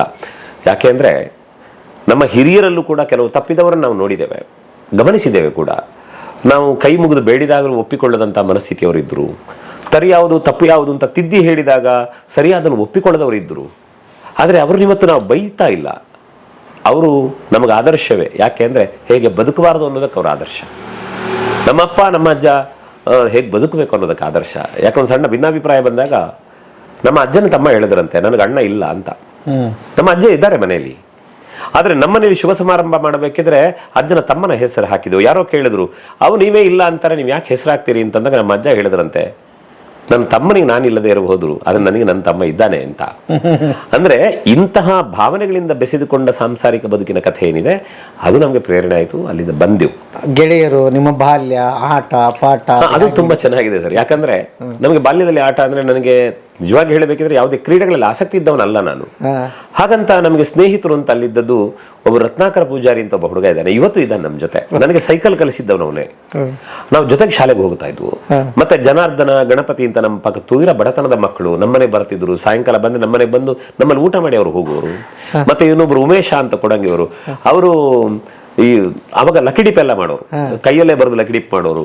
ಆಮೇಲೆ ಅವರದ್ದೇ ಅಣ್ಣನ ಮನೆಯಲ್ಲಿ ನಾವು ಸುಮ್ಮನೆ ಇದ್ದ ನಮ್ಮ ಅಕ್ಕಪಕ್ಕ ತಾಯಿಂದ್ರ ಸೀರೆ ಉಟ್ಕೊಂಡು ಕೊಡಪಾನ ಬಾರಿಸ್ಕೊಂಡು ಯಕ್ಷಗಾನ ಮಾಡ್ತಿದ್ವು. ಆವತ್ತು ದೇವರ ಪೂಜೆ ಮಾಡುತ್ತಿದ್ದು. ಮತ್ತೊಬ್ರು ಗೋಪಾಲ ಅಂತ ನಮ್ಮ ಮಾವ ಆಗ್ತ ಸಂಬಂಧಿ, ಅವ್ರು ಇವತ್ತಿಲ್ಲ. ಅವರೆಲ್ಲ ಇಂತಹ ಚಟುವಟಿಕೆಗಳಲ್ಲಿ ಇದ್ರು. ನಾನು ಬಹಳ ನೆನಪು ಮಾಡಿಕೊಳ್ಬೇಕಾದ ರತ್ನಾಕರನ ಕತೆ. ಅದನ್ನೆಲ್ಲ ನೆನಪು ಮಾಡಿದ್ರೆ ಇವತ್ತು ನಾವು ಭಾವುಕರಾಗ್ತೇವೆ. ಯಾಕೆ ಅಂದ್ರೆ ಸರ್, ಆವಾಗ ಕೊಡೆ ಇರ್ಲಿಲ್ಲ, ಯಾರ ಹತ್ರವು ಕೊಡೆ ಇಲ್ಲ. ಮಳೆ ಬಂದ್ರೆ ನಾವು ಶಾಲೆಗೆ ಹೋಗೋದು, ಹಾಕೊಳ್ಳಿಕ್ಕೆ ಯೂನಿಫಾರ್ಮ್ ನೆಟ್ಟಗಿಲ್ಲ, ಕೊಡೆ ಇಲ್ಲ, ಇಂಥ ಪರಿಸ್ಥಿತಿ. ನಾನು, ನನ್ನ ತಮ್ಮ, ನಮ್ಮ ತಂಗಿ ಅಂದ್ರೆಲ್ಲ ಶಾಲೆಗೆ ಹೋಗಿದ್ದೇವೆ. ಅವನಿಗೆ ಶಾಲೆಗೆ ಬರ್ತಾನೆ, ಅವನು ನಮ್ಮಂಥವನೇ, ಅವನ ಹತ್ರ ಒಂದು ಕೊಡೆ ಇದೆ. ಆ ಕೊಡೆ ಏನು ಅಂದ್ರೆ ಬಿಡಿಸಿದ್ರೆ ಅದ್ರಲ್ಲಿ ಆಕಾಶ ಕಾಣುತ್ತದೆ, ಅಂಥದ್ದು ಕೊಡೆ ಅವನದ್ದು. ಆ ಕೊಡೆಯಲ್ಲಿ ಅವನು, ನಾನು, ನನ್ನ ತಮ್ಮ, ನನ್ನ ತಂಗಿಯಂದ್ರನ್ನು, ನಮ್ಮನ್ನು 3 ಜನರನ್ನು ಒಟ್ಟು ಮಾಡಿಕೊಂಡು ಆ ಮುಕ್ಕಾಲಂಶ ಒದ್ದೆ ಆದ್ರೂ ನಮ್ಮ ಮನೆಯವರೇ ಬಿಟ್ಟು ಹೋಗ್ತಿದ್ದ ಅವನು. ಮತ್ತೆ ಯಾವತ್ತೂ ನಮ್ಮ ಮನೆಗೆ ಬರೋನು ಅವನು, ನಮ್ಮ ಮನೆ ಹುಡುಗನ ಹಾಗೆ ಬರ್ತಾ ಇದ್ದವನು. ಆ ಪ್ರೀತಿ ಇವತ್ತಿಗೂ ಇದೆ. ನಮ್ಮಲ್ಲಿ ಏನೇ ಒಳ್ಳೆ ಕೆಲಸ ಆದ್ರೂ ಇವತ್ತಿಗೂ ನಾವು ಹೇಳುತ್ತೇವೆ. ನಮ್ಮಲ್ಲಿ ಏನೇ ಒಳ್ಳೆ ತಿಂಡಿ ಮಾಡಿದ್ರೆ ಅವನಿಗೊಂದು ಪಾಲು ಅಂತ ಇಡುತ್ತೇವೆ. ಅವನಿಗೂ ಸೋತ ಕಥೆಗಳು ತುಂಬ ಇದೆ, ನಮಗೂ ಸೋತ ಕಥೆಗಳಿದ್ದಾವೆ. ಇದೆಲ್ಲ ಬಂದೆವು. ಆಮೇಲೆ ನಮ್ಮ ಅಮ್ಮ ಶೃಂಗೇರಿ ಹತ್ರ ಕೊಗ್ರೆ ಅಂತ ಗ್ರಾಮ, ಅಲ್ಲಿ ಅವರ ಅಮ್ಮ ಮದುವೆ ಆಗಿ ಅಮ್ಮ ಊರಿಗೆ ಬಂದಾಗ ನಮ್ಮ ಊರಿನ ಜನ ಎಲ್ಲ ಹೇಳಿದ್ರಂತೆ, ಅದ್ಯಾರೋ ಗಟ್ಟದ ಹುಡುಗಿ ಬಂದು ಮದುವೆ ಆಗಿದ್ದಾರೆ ಅಂತ. ಅವತ್ತು ಅಪಹಾಸ್ಯ ಮಾಡಿದ್ರಂತೆ. ನಮ್ಮ ಅಪ್ಪ ಹೇಳ್ತಿದ್ರು, ಎಲ್ಲ ಹೀಗೆ ಹೇಳಿದ್ರು ಮಗ ಅಂತ. ಆದರೆ ಇವತ್ತಿಗೆ ಯಾರು ನಮ್ಮನ್ನು ಅಪಹಾಸ್ಯ ಮಾಡಿದ್ರೋ ಅವರೇ ಕೈ ಮುಗಿಯುವ ಕಾಲಕ್ಕೆ ನಾವು ಬಂದು ನಿಂತಿದ್ದೇವೆ ಅಂದರೆ ಇದರ ಹಿಂದೆ ಕೆಲಸ ಮಾಡಿದ್ದು ನಮ್ಮ ಅಪ್ಪ ಅಮ್ಮನ ತಾಳ್ಮೆ ಮತ್ತು ನಾವು ನಂಬಿದ ದೇವರ ಅನುಗ್ರಹ ಮತ್ತು ನಮ್ಮ ಪ್ರಾಮಾಣಿಕವಾದ ಬದುಕಿನ ನಡೆ ಬಿಟ್ಟರೆ ಅದರಿಂದ ಆಚೆಗೆ ಬೇರೆ ಏನಿಲ್ಲ. ಆಯ್ತು, ಶಾಲೆಗೆ ಬಂದಾಗ ನಮ್ಮ ಜೊತೆಗಿದ್ರು. ಇವತ್ತಿಗೂ ಒಬ್ಬ ಸುಭಾಷ್ ಚಂದ್ರ ಅಂತ ಇದ್ದಾನೆ, ಮುಂಬೈಲಿದ್ದಾನೆ. ನಮ್ಮ ಶಾಲೆಯಲ್ಲಿ ಜೊತೆಗಿದ್ದವ್ರು. ಅವನ ಅಪ್ಪ ಹೋಟೆಲ್ ನಡೆಸ್ತಾ ಇದ್ರು. ಶಾಲೆಯಲ್ಲಿ ನಮ್ಮಷ್ಟಕ್ಕೆ ನಾವು ಕೂತ್ಕೊಂಡು ಏನೋ ನಮ್ಮಷ್ಟಕ್ಕೆ ಮಾತಾಡ್ತಿದ್ವು, ಇಷ್ಟೇ. ಅದ್ರ ಬಿಟ್ಟು ಆಚೆ ಇಲ್ಲ. ಆಮೇಲೆ ನಮ್ಗೆ ಇವತ್ತು ನೆನಪು ಮಾಡ್ಕೊಳ್ಳೋದು, ನಾನು ಅಂಗನವಾಡಿಗೆ ಹೋದಾಗ ಚಂದ್ರಕಲಾ ಅಂತ ಒಬ್ರು ಟೀಚರ್ ಇದ್ರು. ನಮ್ಗೆ ಆಟ ಆಡ್ಲಿಕ್ಕೆ ಜೋಕಾಲಿ ಇಲ್ಲ, ಆ ಟೀಚರ್ ಕೈಯೇ ಜೋಕಾಲಿ. ನಮ್ಗೆ ಕ್ಲಾಸ್ ಮುಗಿದ್ಮೇಲೆ ಅವ್ರ ಕೈಯಲ್ಲಿ ಹಿಡಿದು ನೇತಾಡ್ತಿದ್ವು. ಅವತ್ತು ಯಾವ್ದೋ ಕ್ಯಾಲ್ಸಿಯಂ ಮಾತ್ರೆಗಳನ್ನು ಕೊಡ್ತಿದ್ರು. ಮಧ್ಯಾಹ್ನ ನಮ್ಮ ಬಾಯಿಗೆ ಹಾಕೋದು, ಅವರೇ ನೀರು ಹಾಕೋದು. ಅಲ್ಲೆಲ್ಲ ಬೀದಿಯಲ್ಲಿ ಆನೆ ಬಂದ್ರೆ ನಮ್ಮನ್ನೆಲ್ಲ ಕರ್ಕೊಂಡೋಗಿ ಅವ್ರು ಆನೆಗೆ ಬೆಲ್ಲ ಕೊಡೋದು, ಆನೆ ಸೊಂಡಿಲ್ ಅವ್ರ ತಲೆ ಮೇಲೆ ಇಡೋದು. ಅದನ್ನ ನೋಡಿದಾಗ ನಮ್ಗೆಲ್ಲ ಒಂಥರ ಖುಷಿ ಅನ್ನಿಸೋದು. ತುಂಬಾ ಪ್ರೀತಿ ಕೊಟ್ರು ಅಂಗನವಾಡಿಯ ಟೀಚರು. ಅವ್ರ ಪಕ್ಕದಲ್ಲಿ ಒಬ್ರು ಲಿಲ್ಲಿ ಅಂತ ಮೇಡಮ್ ಇದ್ರು. ಅವ್ರು ನಮ್ಮ ಮಧ್ಯಾಹ್ನ ಉಪ್ಪಿಟ್ಟು ಮಾಡಿ ಕೊಡೋದು, ಮಧ್ಯಾಹ್ನ ಕಷಾಯ ಕೊಡೋದು. ಅವರು ಬಾಗಿಲಿಗೆ ಹಲಗೆ ಮುಚ್ತಾರೆ ಸರ್, ಹಲಗೆಗಳನ್ನು ಸಾಲು ಮುಚ್ಚಿ ಬಾಗಿಲಾಗ್ತಾರೆ ಅಂತ ಬಾಗಿಲು ಇವತ್ತಿಲ್ಲ. ಆ ಹಲಗೆಯನ್ನು ದಂಡೆಯ ಮೇಲಿಟ್ಟು ಅಂಗಳಕ್ಕೆ ಇಟ್ಟು ನಮಗೆ ಅದೇ ಜಾರುಬಂಡಿ ಆಗಿತ್ತು, ಬೇರೆ ಜಾರುಬಂಡಿ ವ್ಯವಸ್ಥೆ ಇರಲಿಲ್ಲ. ಇಂಥದ್ರಲ್ಲೆಲ್ಲ ನಾವು ಆಟ ಆಡ್ತಾ ನಮ್ಮ ಬದುಕು ಬಂತು. ನಿಮ್ಮ ಓಣಿ ಏನ್ ಬರೀ ನಿಮ್ಮ ಕುಟುಂಬಗಳಿತ್ತ ಅಥವಾ ಬೇರೆ ಬೇರೆ ಜಾತಿ ಬೇರೆ ಬೇರೆ ಆತರ ಇದ್ದಾರೆ? ಅಂದ್ರೆ ನಮ್ಗೆ ಅಲ್ಲೊಂದು 2 ಎಕರೆ ಅಷ್ಟು ಜಾಗ ಇತ್ತು ಊರಲ್ಲಿ. ಇವತ್ತೆಲ್ಲ ಹತ್ರ ಮನೆಗಳಾದವು. ಅದು ಬಿಟ್ಟರೆ ನಮ್ಮ ಮನೆಗಿಂದ ಒಂದು ಆಚೆ ಒಂದಷ್ಟು ಬೇರೆ ಬೇರೆ ಸಮುದಾಯದವರ ಮನೆಗಳು. ಅಲ್ಲಿ ಹಿಂದೂ, ಕ್ರೈಸ್ತ, ಮುಸಲ್ಮಾನ ಸಂಘರ್ಷಗಳ ಪ್ರಶ್ನೆ ಇರಲಿಲ್ಲ. ಎಲ್ಲರೂ ಪರಸ್ಪರ ವಿಶ್ವಾಸದಲ್ಲಿದ್ರು. ಆದ್ರೆ ಆ ಊರಲ್ಲಿ ಇನ್ನೊಂದೇನಿತ್ತು ಅಂತಂದ್ರೆ, ನಮ್ಮದು ಸ್ವಲ್ಪ ಈ ದೇವತಾರಾಧನೆ ಈ ಕ್ರಮ ಇದ್ದದ್ರಿಂದ ಆಗಿನ ಕಾಲದಲ್ಲಿ ಬಲವಾಗಿದ್ದಂತಹ ಎಲ್ಲರ ಮನೆಗೊಳಗೆ ಹೋಗಬಾರದು, ಅಲ್ಲಿ ಇಲ್ಲಿರ್ಬೇಕು ಅನ್ನುವಂತಹ ಒಂದು ಸಾಮಾಜಿಕ ಕಟ್ಟಳೆ ಏನಿತ್ತು, ಅದನ್ನು ಜನ ಸಹಜವಾಗಿ ಅವರೇ ಅನುಷ್ಠಾನ ಮಾಡ್ತಾ ಇದ್ರು. ನಾವು ಯಾರನ್ನು ಬರಬೇಡಿ ಅಂತ ಹೇಳಲಿಲ್ಲ, ಅವರೇ ಅಂತರವನ್ನು ಕಾಯ್ದುಕೊಳ್ಳುವಂತಹ ಮನಸ್ಥಿತಿಯಲ್ಲಿ ಇದ್ರು. ಆಗಿನ ಕಾಲಘಟ್ಟ ಆಗಿತ್ತು. ನಾನು ಇವತ್ತು ಕೂಡ ಈ ಬಾಲ್ಯದ ದಿನದಲ್ಲಿ ನೋಡಿದಂತಹ ಕೆಲವು ಘಟನೆಗಳು. ನಿಮ್ಮ ಗೆಳೆಯರ ಒಳಗ್ ಬಂದ್ರೆ ನಡೀತಿತ್ತ ಅಥವಾ ಬರಬಹುದು ಅಂತ ಇತ್ತು, ಅವ್ರು ಬರಬಹುದು ಅಂತ ನಮಗಿತ್ತು. ಆದ್ರೆ ಅವ್ರು ಬರುವುದಿಲ್ಲ ಅಂತ ಅವರೇ ನಿಲ್ತಿದ್ರು ಸ್ವಯಂ ಪ್ರೇರಣೆಯಿಂದ. ಯಾಕೆಂದ್ರೆ ನಮ್ಮಲ್ಲಿ ಆ ತಲತಲಾಂತರದಿಂದ ಆದಂತಹ ದೇವತಾರಾಧನೆಗಳು, ದೈವಾರಾಧನೆ ಇತ್ಯಾದಿ ಅನುಷ್ಠಾನಗಳು ಅವರಾಗಿ ಆ ಅಂತರವನ್ನು ಕಾಯ್ದುಕೊಳ್ಳುತ್ತಾ ಇದ್ರು. ಹಾಗಂತ ನಮ್ಮ ಮನೆ ಅಂಗಳ ದಾಟಿದ ಮೇಲೆ ನಮ್ಗೆ ಯಾವ ಭೇದಗಳು ಇರಲಿಲ್ಲ. ನಾವು ಅವ್ರ ಮನೆಗೆ ಹೋಗ್ತಿದ್ವು, ಒಟ್ಟಿಗೆ ಹೋಗ್ತಾ ಇದ್ವು. ಅಲ್ಲೆಲ್ಲೋ ಸಿಕ್ಕಿದ ಹಣ್ಣು ಕೊಯ್ದುಕೊಂಡು ಶಾಲೆಗೆ ಹೋಗೋದು, ಇನ್ನೇನು ಹುಣಸೆ ಬೀಜ ಅದು ಇದು ಎಲ್ಲ ಒಳ್ಳೆ ಖುಷಿಯಲ್ಲೇ ಇದ್ದೆವು. ಯಾಕಂದ್ರೆ ನನಗೆ ಸೈಕಲ್ ಕಲಿಸಿದ ಹುಡುಗ ಅವನು. ಎಲ್ಲಕ್ಕಿಂತಲೂ ಅವನೇ ಕಷ್ಟದಲ್ಲಿದ್ದಾಗಲೂ ನಮ್ಮ ಕಷ್ಟಕ್ಕೆ ಸ್ಪಂದಿಸಿದ್ದಾನೆ. ಇಂಥ ಒಂದು ಸಂಬಂಧಗಳಿತ್ತು. ಆಮೇಲೆ ಅಂಗನವಾಡಿಯಲ್ಲಿ ಮುಗಿಯಿತು. ಅಲ್ಲೇ ಒಂದು ಪ್ರೈಮರಿ ಸ್ಕೂಲಿಗೆ ಬಂದೆವು ನಾವು. ಈ ಮನರಂಜನೆ ಏನಿತ್ತು ನಿಮ್ಮ ಬಾಲ್ಯದಲ್ಲಿ? ಮನರಂಜನೆ ಅಂತಂದ್ರೆ ಸರ್, ಇಂಥದ್ದೇ ಏನೋ ಸಣ್ಣ ಪುಟ್ಟ ಆಟ ಆಡೋದು. ಮತ್ತೆ ಅದರಿಂದ ಆಚೆಗೆ ನಮಗೆ ಖುಷಿ ಕೊಡ್ತಾ ಇದ್ದುದು ಯಕ್ಷಗಾನ. ಆವಾಗ ಎಲ್ಲ ಯಕ್ಷಗಾನ ಮೇಳಗಳು ತುಂಬಾ ಇದ್ವು. ಮತ್ತೆ ಹಳ್ಳಿಗಳಲ್ಲಿ ಯಕ್ಷಗಾನ ಆಗ್ತಾ ಇತ್ತು. ನಮ್ಮ ಮನೆಯಲ್ಲಿ ಯಕ್ಷಗಾನ ಪರಂಪರೆ ಇತ್ತು. ಏನು ಅಂದರೆ ನಮ್ಮ ತಾತ ಮುತ್ತಾತ ಅವರೆಲ್ಲ ಯಕ್ಷಗಾನಕ್ಕೆ ಅರ್ಥ ಹೇಳುದು, ಮತ್ತಿನ್ಯಾರೋ ವೇಷ ಎಲ್ಲ ಮಾಡ್ತಿದ್ರಂತೆ. ಇಂಥದ್ದೊಂದು ಪರಂಪರೆ ಇತ್ತು. ಆ ಕಾರಣಕ್ಕೆ ನಮಗೆ ಯಕ್ಷಗಾನ ಮತ್ತು ಹರಿಕತೆ ತುಂಬ ನಮ್ಮ ಮೇಲೆ ಪರಿಣಾಮ ಬೀರಿತ್ತು ಕೂಡ. ಯಾಕಂದ್ರೆ ಇವತ್ತು ಕೂಡ ನನ್ನ ಮಾತನ್ನು ಇವತ್ತು ಈ ನಮ್ಮ ನಾಡಿನ ಜನತೆ ಒಪ್ಪಿಕೊಳ್ಳುತ್ತಾರೆ, ಗೌರವಿಸ್ತಾರೆ, ಖುಷಿ ಪಡುತ್ತಾರೆ ಅಂದ್ರೆ ಅದರ ಹಿನ್ನೆಲೆಯಲ್ಲಿ ಯಕ್ಷಗಾನದ ಕೊಡುಗೆ ಬಹಳ ದೊಡ್ಡದಿದೆ, ಹರಿಕತೆಯ ಕೊಡುಗೆ ಬಹಳ ದೊಡ್ಡದಿದೆ. ಯಾಕೆ ಅಂದ್ರೆ ನಮಗೆ ಯಕ್ಷಗಾನ ಎಲ್ಲೂ ಕೂಡ ಕೇವಲ ಮನರಂಜನೆಯಾಗಿ ಉಳಿದದ್ದಲ್ಲ, ಅದು ಅದರಿಂದ ಆಚೆಗೆ ಜೀವನ ಮೌಲ್ಯಗಳನ್ನು ನಮಗೆ ಕೊಡ್ತಾ ಇತ್ತು. ನನಗೂ ನೆನಪಿದೆ, ನಾವು 5-6 ಕಿಲೋಮೀಟರ್ ರಾತ್ರಿ ನಮ್ಮ ಅಜ್ಜಿ ಅವರ ಸಮಾನ ಹೆಸರು ನಮ್ಮ ಮೊಮ್ಮಕ್ಕಳೆಲ್ಲ ಯಕ್ಷಗಾನಕ್ಕೆ ಹೋಗುದು. ಹೋಗಿ ಬೆಳಗಾಗುವಾಗ ರಾತ್ರಿ ನಡ್ಕೊಂಡು ಬರ್ತಾರೆ ವಾಪಸ್. ಬೆಳಿಗ್ಗೆ ನಡ್ಕೊಂಡು ಬರಬೇಕಿದ್ರೆ ಅಲ್ಲಿ ನಡೆದ ಕಥೆಗಳನ್ನು ಇವ್ರು ಮಾತಾಡ್ತಿದ್ರು. ಅವಳಿಗೆ ಈ ಗಲಾಟೆ ಆಯ್ತಲ್ಲ, ಅವಳು ಮತ್ತೆ ಹೋಗಿ ಆತ್ಮಹತ್ಯೆ ಮಾಡ್ಕೊಂಡು ಅದೇನೋ ಉಂಗುರ ನುಂಗಿದ್ಲಂತೆ ವಜ್ರದ್ದು, ಅವಳು ಜೀವ ತೆಕ್ಕೊಂಡು, ಅಂದ್ರೆ ಅಲ್ಲಿ ಆದ ರಾತ್ರಿಯ ಕಥೆಗಳನ್ನು ದಾರಿಯಲ್ಲಿ ಬರೋ ಮಾತಾಡ್ತಾ ಇದ್ರು. ಅದು ನಮ್ಮ ಜೀವನಕ್ಕೆ ಸಮಾಧಿ ಆಗ್ತಾ ಇತ್ತು. ಹಾಗಾಗಿ ಒಂದು ಯಕ್ಷಗಾನ ನೋಡಿದಾಗ ನಾವು ಹೀಗಿರಬೇಕು, ಇದು ಚಂದ, ಇಂತಹ ಪ್ರೇರಣೆ ನಮ್ಗೆ ಆವತ್ತು ಸಿಗ್ತಾ ಇತ್ತು. ಒಂದು ಮಾತು ಕೇಳಿದ ಈ ಮಾತು ಹೀಗೆ ಆಡಬೇಕು, ಆ ಮಾತು ಚಂದ, ಇದನ್ನು ಕೇಳ್ತಾ ಕೇಳ್ತಾ ಕೇಳ್ತಾ ಅದು ನಮ್ಮ ಮೇಲೆ ಪ್ರಭಾವ ಬೀರ್ತು. ಹಾಗೆ ನಾವು ಪ್ರೈಮರಿಗೆ ಬಂದಾಗ ಅಲ್ಲಿ ಒಬ್ಬರು ರೀತಾ ಟೀಚರ್ ಅಂತ ಇದ್ರು. ಎಷ್ಟು ಒಳ್ಳೆ ಟೀಚರ್ ಅಂದ್ರೆ, ನನ್ನ ಅಪ್ಪ, ನಮ್ಮ ಚಿಕ್ಕಪ್ಪನವರು, ನಾನು, ನನ್ನ ತಮ್ಮ, ತಂಗಿ ಅಲ್ಲಿವರೆಗೆ ಪಾಠ ಮಾಡಿದ್ದಾರೆ ಅವರು. ಎಷ್ಟು ಪ್ರೀತಿ ಇತ್ತು ಅಂದ್ರೆ, ಆವಾಗೆಲ್ಲ ಮಧ್ಯಾಹ್ನ ಊಟ ಇರ್ಲಿಲ್ವಲ್ಲ, ಏನಾದ್ರೂ ಮಕ್ಕಳು ಬಡತನದ ಕಾರಣದಿಂದ ಊಟ ಇಲ್ಲದೆ ಶಾಲೆಗೆ ಬಂದ್ರೆ ಇವರಿಗೆ ತಂದ ಬುತ್ತಿಯ ಗಂಜಿಯನ್ನು ಆ ಮಕ್ಕಳಿಗೆ ಕೊಟ್ಟು ಇವ್ರು ನೀರು ಕುಡಿದು ಉಪವಾಸ ಇದ್ದು ಮಕ್ಕಳಿಗೆ ಪಾಠ ಮಾಡ್ತಿದ್ರಂತೆ. ಹುಡುಗರಿಗೆ ಹೇಗೂ ನಡೀತದೆ ಬಟ್ಟೆ ಬರೆ, ಇದ್ರು ಸರಿ ಇಲ್ದಿದ್ರು ಸರಿ. ಎಷ್ಟೋ ಜನ ಬಡವರ ಮಕ್ಕಳಿಗೆ ಹಾಕೊಳ್ಳಿಕ್ಕೆ ಬಟ್ಟೆ ಇಲ್ಲದ ಸಂದರ್ಭದಲ್ಲಿ ಅವರಲ್ಲಿದ್ದ 4 ಸೀರೆಯಲ್ಲಿ 1 ಸೀರೆಯನ್ನು ತುಂಡು ಮಾಡಿ ಅರ್ಧ ಸೀರೆಯನ್ನು ಮಕ್ಕಳ ಅಂಗಿ ಹೊಳ್ಕೊಳ್ಳಿ ಅಂತ ಸಣ್ಣ ಹೆಣ್ಮಕ್ಳಿಗೆ ಕೊಡ್ತಿದ್ರಂತೆ ಅವರು ನಮ್ಮ ಅಪ್ಪನಿಗೆ ಹೇಳಿದ್ರಂತೆ, ಅಪ್ಪ ಶಾಲೆಗೆ ಹೋಗ ತಪ್ಪಿಸ್ತಾ ಇದ್ರಂತೆ, ಮನೇಲಿ ಕಷ್ಟ ಇದೆ ಅಂತ. ಆವತ್ತು ಹೇಳಿದ್ರಂತೆ, ನೋಡು ಮಗ ರಾಘವ, ಶಾಲೆಗೆ ಹೋಗಬೇಕು ಮಗ, ಕಷ್ಟ ಉಂಟು, ದುಡ್ಡು ಬೇಕು ಅಂತ ಶಾಲೆ ಬಿಡಬೇಡ. ಯಾಕೆಂದ್ರೆ ನಿನಗೆ 10 ರೂಪಾಯಿ ಕೊಡ್ತೇನೆ ಮಗ, ಶಾಲೆಯಿಂದ 2 ಅಕ್ಷರ ತರ್ತೀಯ, ಅಂಗಡಿಯಿಂದ 2 ಅಕ್ಷರ ತರ್ತೀಯ ಅಂತ ಕೇಳ್ತಿದ್ರಂತೆ. ಹಾಗೆ ನಮ್ಮ ಅಪ್ಪನ ತಿದ್ದಿದ್ರು ಅವರು. ಮನೆ ಮನೆಗೆ ಬಂದು ಶಾಲೆಗೆ ಬಾರದ ಮಕ್ಕಳ ಮನೆಗೆ ಬಂದು ನಿಮ್ಮ ಮಗುವನ್ನು ಶಾಲೆಗೆ ಕಳಿಸಿ ಅಂತ ಹೇಳಿದರು. ಮತ್ತೆ ಇವತ್ತೆಲ್ಲ ನಾವು ಕೇಳ್ತಾ ಇದ್ದೇವೆ ಸರ್, ಮತಾಂತರ, ಕ್ರೈಸ್ತರು ಅದು ಮಾಡ್ತಾರೆ, ಭಯೋತ್ಪಾದನೆ ಮತ್ತೊಂದು ಕೇಳ್ತೇವಲ್ಲ, ಆವತ್ತು ಅದಿರ್ಲಿಲ್ಲ. ನಮ್ಮ ಶಾಲೆಯಲ್ಲಿ ವಾರ್ಷಿಕ ಕನ್ನಡದಲ್ಲಿ ಪೂಜೆ ಆಗ್ತಿತ್ತು ಚರ್ಚಲ್ಲಿ. ಅವಾಗ ಹೇಳೋರು, ಮಕ್ಕಳೇ ಇವತ್ತು ಕನ್ನಡದಲ್ಲಿ ಪೂಜೆ ಆಗ್ತದೆ, ನೀವೆಲ್ಲ ಬನ್ನಿ, ಕ್ರೈಸ್ತರು ಮಾತ್ರ ಪೂಜೆಯಲ್ಲಿ ಭಾಗವಹಿಸಬೇಕು, ಉಳಿದವರೆಲ್ಲ ಕೂತ್ಕೊಂಡು ಪೂಜೆ ನೋಡಿ ಮಕ್ಕಳೇ ಅಂತ. ದೂರದಲ್ಲಿ ನೋಡಿ, ನೀವು ಭಾಗವಹಿಸೋದು ಬೇಡ, ನಮ್ಮ ಪ್ರಾರ್ಥನೆ ಮಾಡೋದು ಬೇಡ ಅಂತಿದ್ರು. ನಮ್ಮಲ್ಲಿ ಒಂದು ಮಸೀದಿಯಲ್ಲಿ ಅಲಾಯಿ ಪೂಜೆ ಅಂತ ಒಂದು ಮಾಡ್ತಾರೆ, ವಾರ್ಷಿಕ ಪೂಜೆ ಆಗ್ತಾ ಇತ್ತು. ಎಲ್ಲ ಜಾತಿಯವರಲ್ಲಿ ಬರೋರು, ಹರಕೆ ಹೇಳೋರು, ಸೇವೆ ಮಾಡೋರು. ಹಾಗಂತ ಯಾರಿಗೂ ಅಲ್ಲಿ ಉಪಹಾರ, ನೈವೇದ್ಯ, ಪ್ರಸಾದ ಅಂತ ಯಾರಿಗೂ ಕೊಡ್ತಿರ್ಲಿಲ್ಲ. ಯಾಕಂದ್ರೆ ಊರಿನ ಜನತೆಗೆ ಗೊತ್ತಿತ್ತು ಅವರವರ ಶಿಷ್ಟಾಚಾರ ಅವರವರಿಗೆ. ಆದರೆ ಭಾಗವಹಿಸುವಾಗ ಅನ್ಯೋನ್ಯ ಭಾವದಿಂದ ಭಾಗವಹಿಸ್ತಾ ಇದ್ರು, ಎಲ್ಲರೂ ದೇಣಿಗೆಗಳನ್ನು ಕೊಡ್ತಾ ಇದ್ರು, ಹೀಗಿತ್ತು. ಹಾಗೆ ಆವಾಗ ಒಬ್ರು HM ಇದ್ರು ನಮ್ಮ ಪ್ರೈಮರಿಯಲ್ಲಿ. ಅವ್ರು ತುಂಬಾ ಹೊಟ್ಟೆ ದೊಡ್ಡದು. ನಾವೇನೋ ತಪ್ಪು ಮಾಡಿದ್ರೆ ಓದ್ಲಿಲ್ಲ ಅಂತಂದ್ರೆ ಕಿವಿ ಹಿಡಿದು ಹೇಳಿದ್ರೆ ನಮ್ಮ ಮೂತಿ ಹೋಗಿ ಅವ್ರ ಹೊಟ್ಟೆ ಹೊಡೆದು ವಾಪಸ್ ಬರ್ತಾ ಇತ್ತು. ಅವ್ರು ನನ್ ಭಯ ಬೀಳ್ತಿದ್ದದ್ದು ಯಾವತ್ತು ಅಂದ್ರೆ, ನೋಡಿ ನಾನು ಹೇಳಿದ್ ಕೇಳಬೇಕು, ಇಲ್ಲ ನನ್ನ ಹೊಟ್ಟೆ ಒಳಗೆ 2 ಮಕ್ಕಳಿದ್ದಾರೆ, ನಿನ್ನನ್ನು ನುಂಗಿ ಬಿಡುತ್ತೇನೆ ಅಂತ ನಾವು ಸತ್ಯ ಅಂತ ಅಂದ್ಕೊಳ್ತಿದ್ವು. ಅದನ್ನ ಆ ಭಯಕ್ಕೋಸ್ಕರ ನಾವು ಓದ್ತಾ ಇದ್ವು. ಮತ್ತೆ ಅವರು ತಿದ್ದಿದ ಬಗೆ ತುಂಬಾ ಚೆಂದ ಆಯ್ತು. ನಮ್ಗೆಲ್ಲ ಏನು ಅಂದ್ರೆ, ಈ ಓಟ್ ಬಂದಾಗ ನಮ್ಮ ಮನೆಯಲ್ಲಿ ಯಾವ ರಾಜಕೀಯ ಪಕ್ಷವನ್ನು ಮನೆಯವರು ಓಲೈಸ್ತಾರೆ, ಅವಾಗ ನಮ್ಮ ತಲೆಯಲ್ಲಿ ಅದೆಲ್ಲ ನಮ್ಮ ಪಕ್ಷ, ಉಳಿದದೆಲ್ಲ ನಮ್ಮ ಶತ್ರುಗಳು ಅಂತ ನಮ್ಮ ತಲೆ ಬರ್ತಿತ್ತು. ಅವತ್ತು ನಾವು ರಸ್ತೆ ಬದಿಯಲ್ಲಿ ಹೋಗ್ಬೇಕಿದ್ರೆ ಅಲ್ಲಿ ಪೋಸ್ಟರ್ ನೋಡ್ತೇವೆ. ಮನೆಯಲ್ಲಿ ಯಾವ್ದ್ರ ಬಗ್ಗೆ ಅಭಿಮಾನದಿಂದ ಮಾತಾಡ್ತಾರೆ ಅದನ್ನು ಬಿಟ್ಟು ಮಿಕ್ಕಿದ್ದಕ್ಕೆಲ್ಲ ಸೆಗಣಿ ಬಾಚೋದು, ಮನೆಯಿಂದ ಮಸಿ ತಗೊಂಡು ಮೀಸೆ ಬರೆಯೋದು, ಕಣ್ಣು ಭೂತ ಅಂತ ಮಾಡೋದು, ಪೇಪರ್ ಹರಿಯೋದನ್ನು ಮಾಡ್ತಾ ಇದ್ವು ನಾವು. ಒಂದ್ ದಿವಸ ಇದೇ ಪ್ರಿನ್ಸಿಪಾಲ್ ಮೌರಿಸ್ ಟವರು ಅಂತ ಅವ್ರು ಕರೆದು ಅಸೆಂಬ್ಲಿ ಸರಿಯಾಗಿ ಹೊಡೆದ್ರು. ಯಾಕೆ ಅಂತ ಕಾರಣ ಕೇಳಲಿಲ್ಲ. ಯಾಕೆ ಹೊಡೆದೆ ಗೊತ್ತಾಯ್ತಾ ಅಂತಂದ್ರು. ಇಲ್ಲ ಸರ್. ಆವಾಗ ಕೇಳಿದ್ರು, ಪೋಸ್ಟರ್ ಹರಿದವ್ರು ಯಾರು? ನಾವೇ. ಮತ್ತು ಹೊಡೆದ್ರು. ಆವತ್ತು ಅವ್ರು ಪೆಟ್ಟು ಕೊಟ್ಟು ಹೇಳ್ತಾರೆ, ನಮಗೆ ಸಂಬಂಧ ಪಡದೇ ಇರೋ ವಿಚಾರದಲ್ಲಿ ಅಧಿಕ ಪ್ರಸಂಗ ಮಾಡಬಾರದು ಅಂತ. ಆವತ್ತಿಗೆ ಕೊನೆ ಮಾಡುದು ಅದನ್ನು ನಾವು. ಪುಸ್ತಕಕ್ಕೆ ಬೈಂಡ್ ಹಾಕದಿದ್ರೆ ಹುಡುಗರಾದ ನಮ್ಮ ಅಂಗಿ ಬಟ್ಟೆ ಬಿಚ್ಚುತ್ತಿದ್ರು, ಶರ್ಟ್ ತೆಗಿತಿದ್ರು ಅವರು. ಯಾಕಂದ್ರೆ ಪುಸ್ತಕಕ್ಕೆ ಅಂಗಿ ಇಲ್ಲ, ನಿನಗೆ ಅಂಗಿ ಯಾಕೆ ಅಂತಿದ್ರು. ಉಗುರು ಹಾಕದಿದ್ರೆ ಬೆರಳಿಗೆ ಹೊಡಿತಿದ್ರು. ಇಂಥದ್ದೆಲ್ಲ ಅಂದ್ರೆ ನಾವು ಬದುಕಿನಲ್ಲಿ ಏನು ಆಗಬೇಕೋ ಅದನ್ನು ಶಿಕ್ಷೆಯ ಮೂಲಕ ನಮ್ಗೆ ಕೊಟ್ಟದ್ರಿಂದ ನಮ್ಮ ಬದುಕು ರೂಪಿಸಿಕೊಂಡೆವು. ಇವತ್ತಿಗೆ ಸರ್ ನೀವು ನನ್ನ ಹತ್ರ ಇರೋ 100 ಪುಸ್ತಕಗಳನ್ನು ತೆಗೆದು ನೋಡಿದ್ರೆ, ನಾನು ಸುಮಾರು 30 ವರ್ಷದ ಹಿಂದಿನ ಪುಸ್ತಕಗಳನ್ನು ತೋರಿಸಬಲ್ಲೆ. ನನ್ನ ಪುಸ್ತಕಗಳಿಗೆ ಕಿವಿ ಬರಲಿಲ್ಲ, ಬೈಂಡ್ ಇದೆ ಅದಕ್ಕೆ. ಪುಸ್ತಕದ ತುದಿ ಮಡಚಿ ಕಿವಿ ಬಂದ್ರೆ ನಮ್ಮ ಕಿವಿ ಹಿಡಿದು ಎತ್ತುತ್ತಿದ್ರು.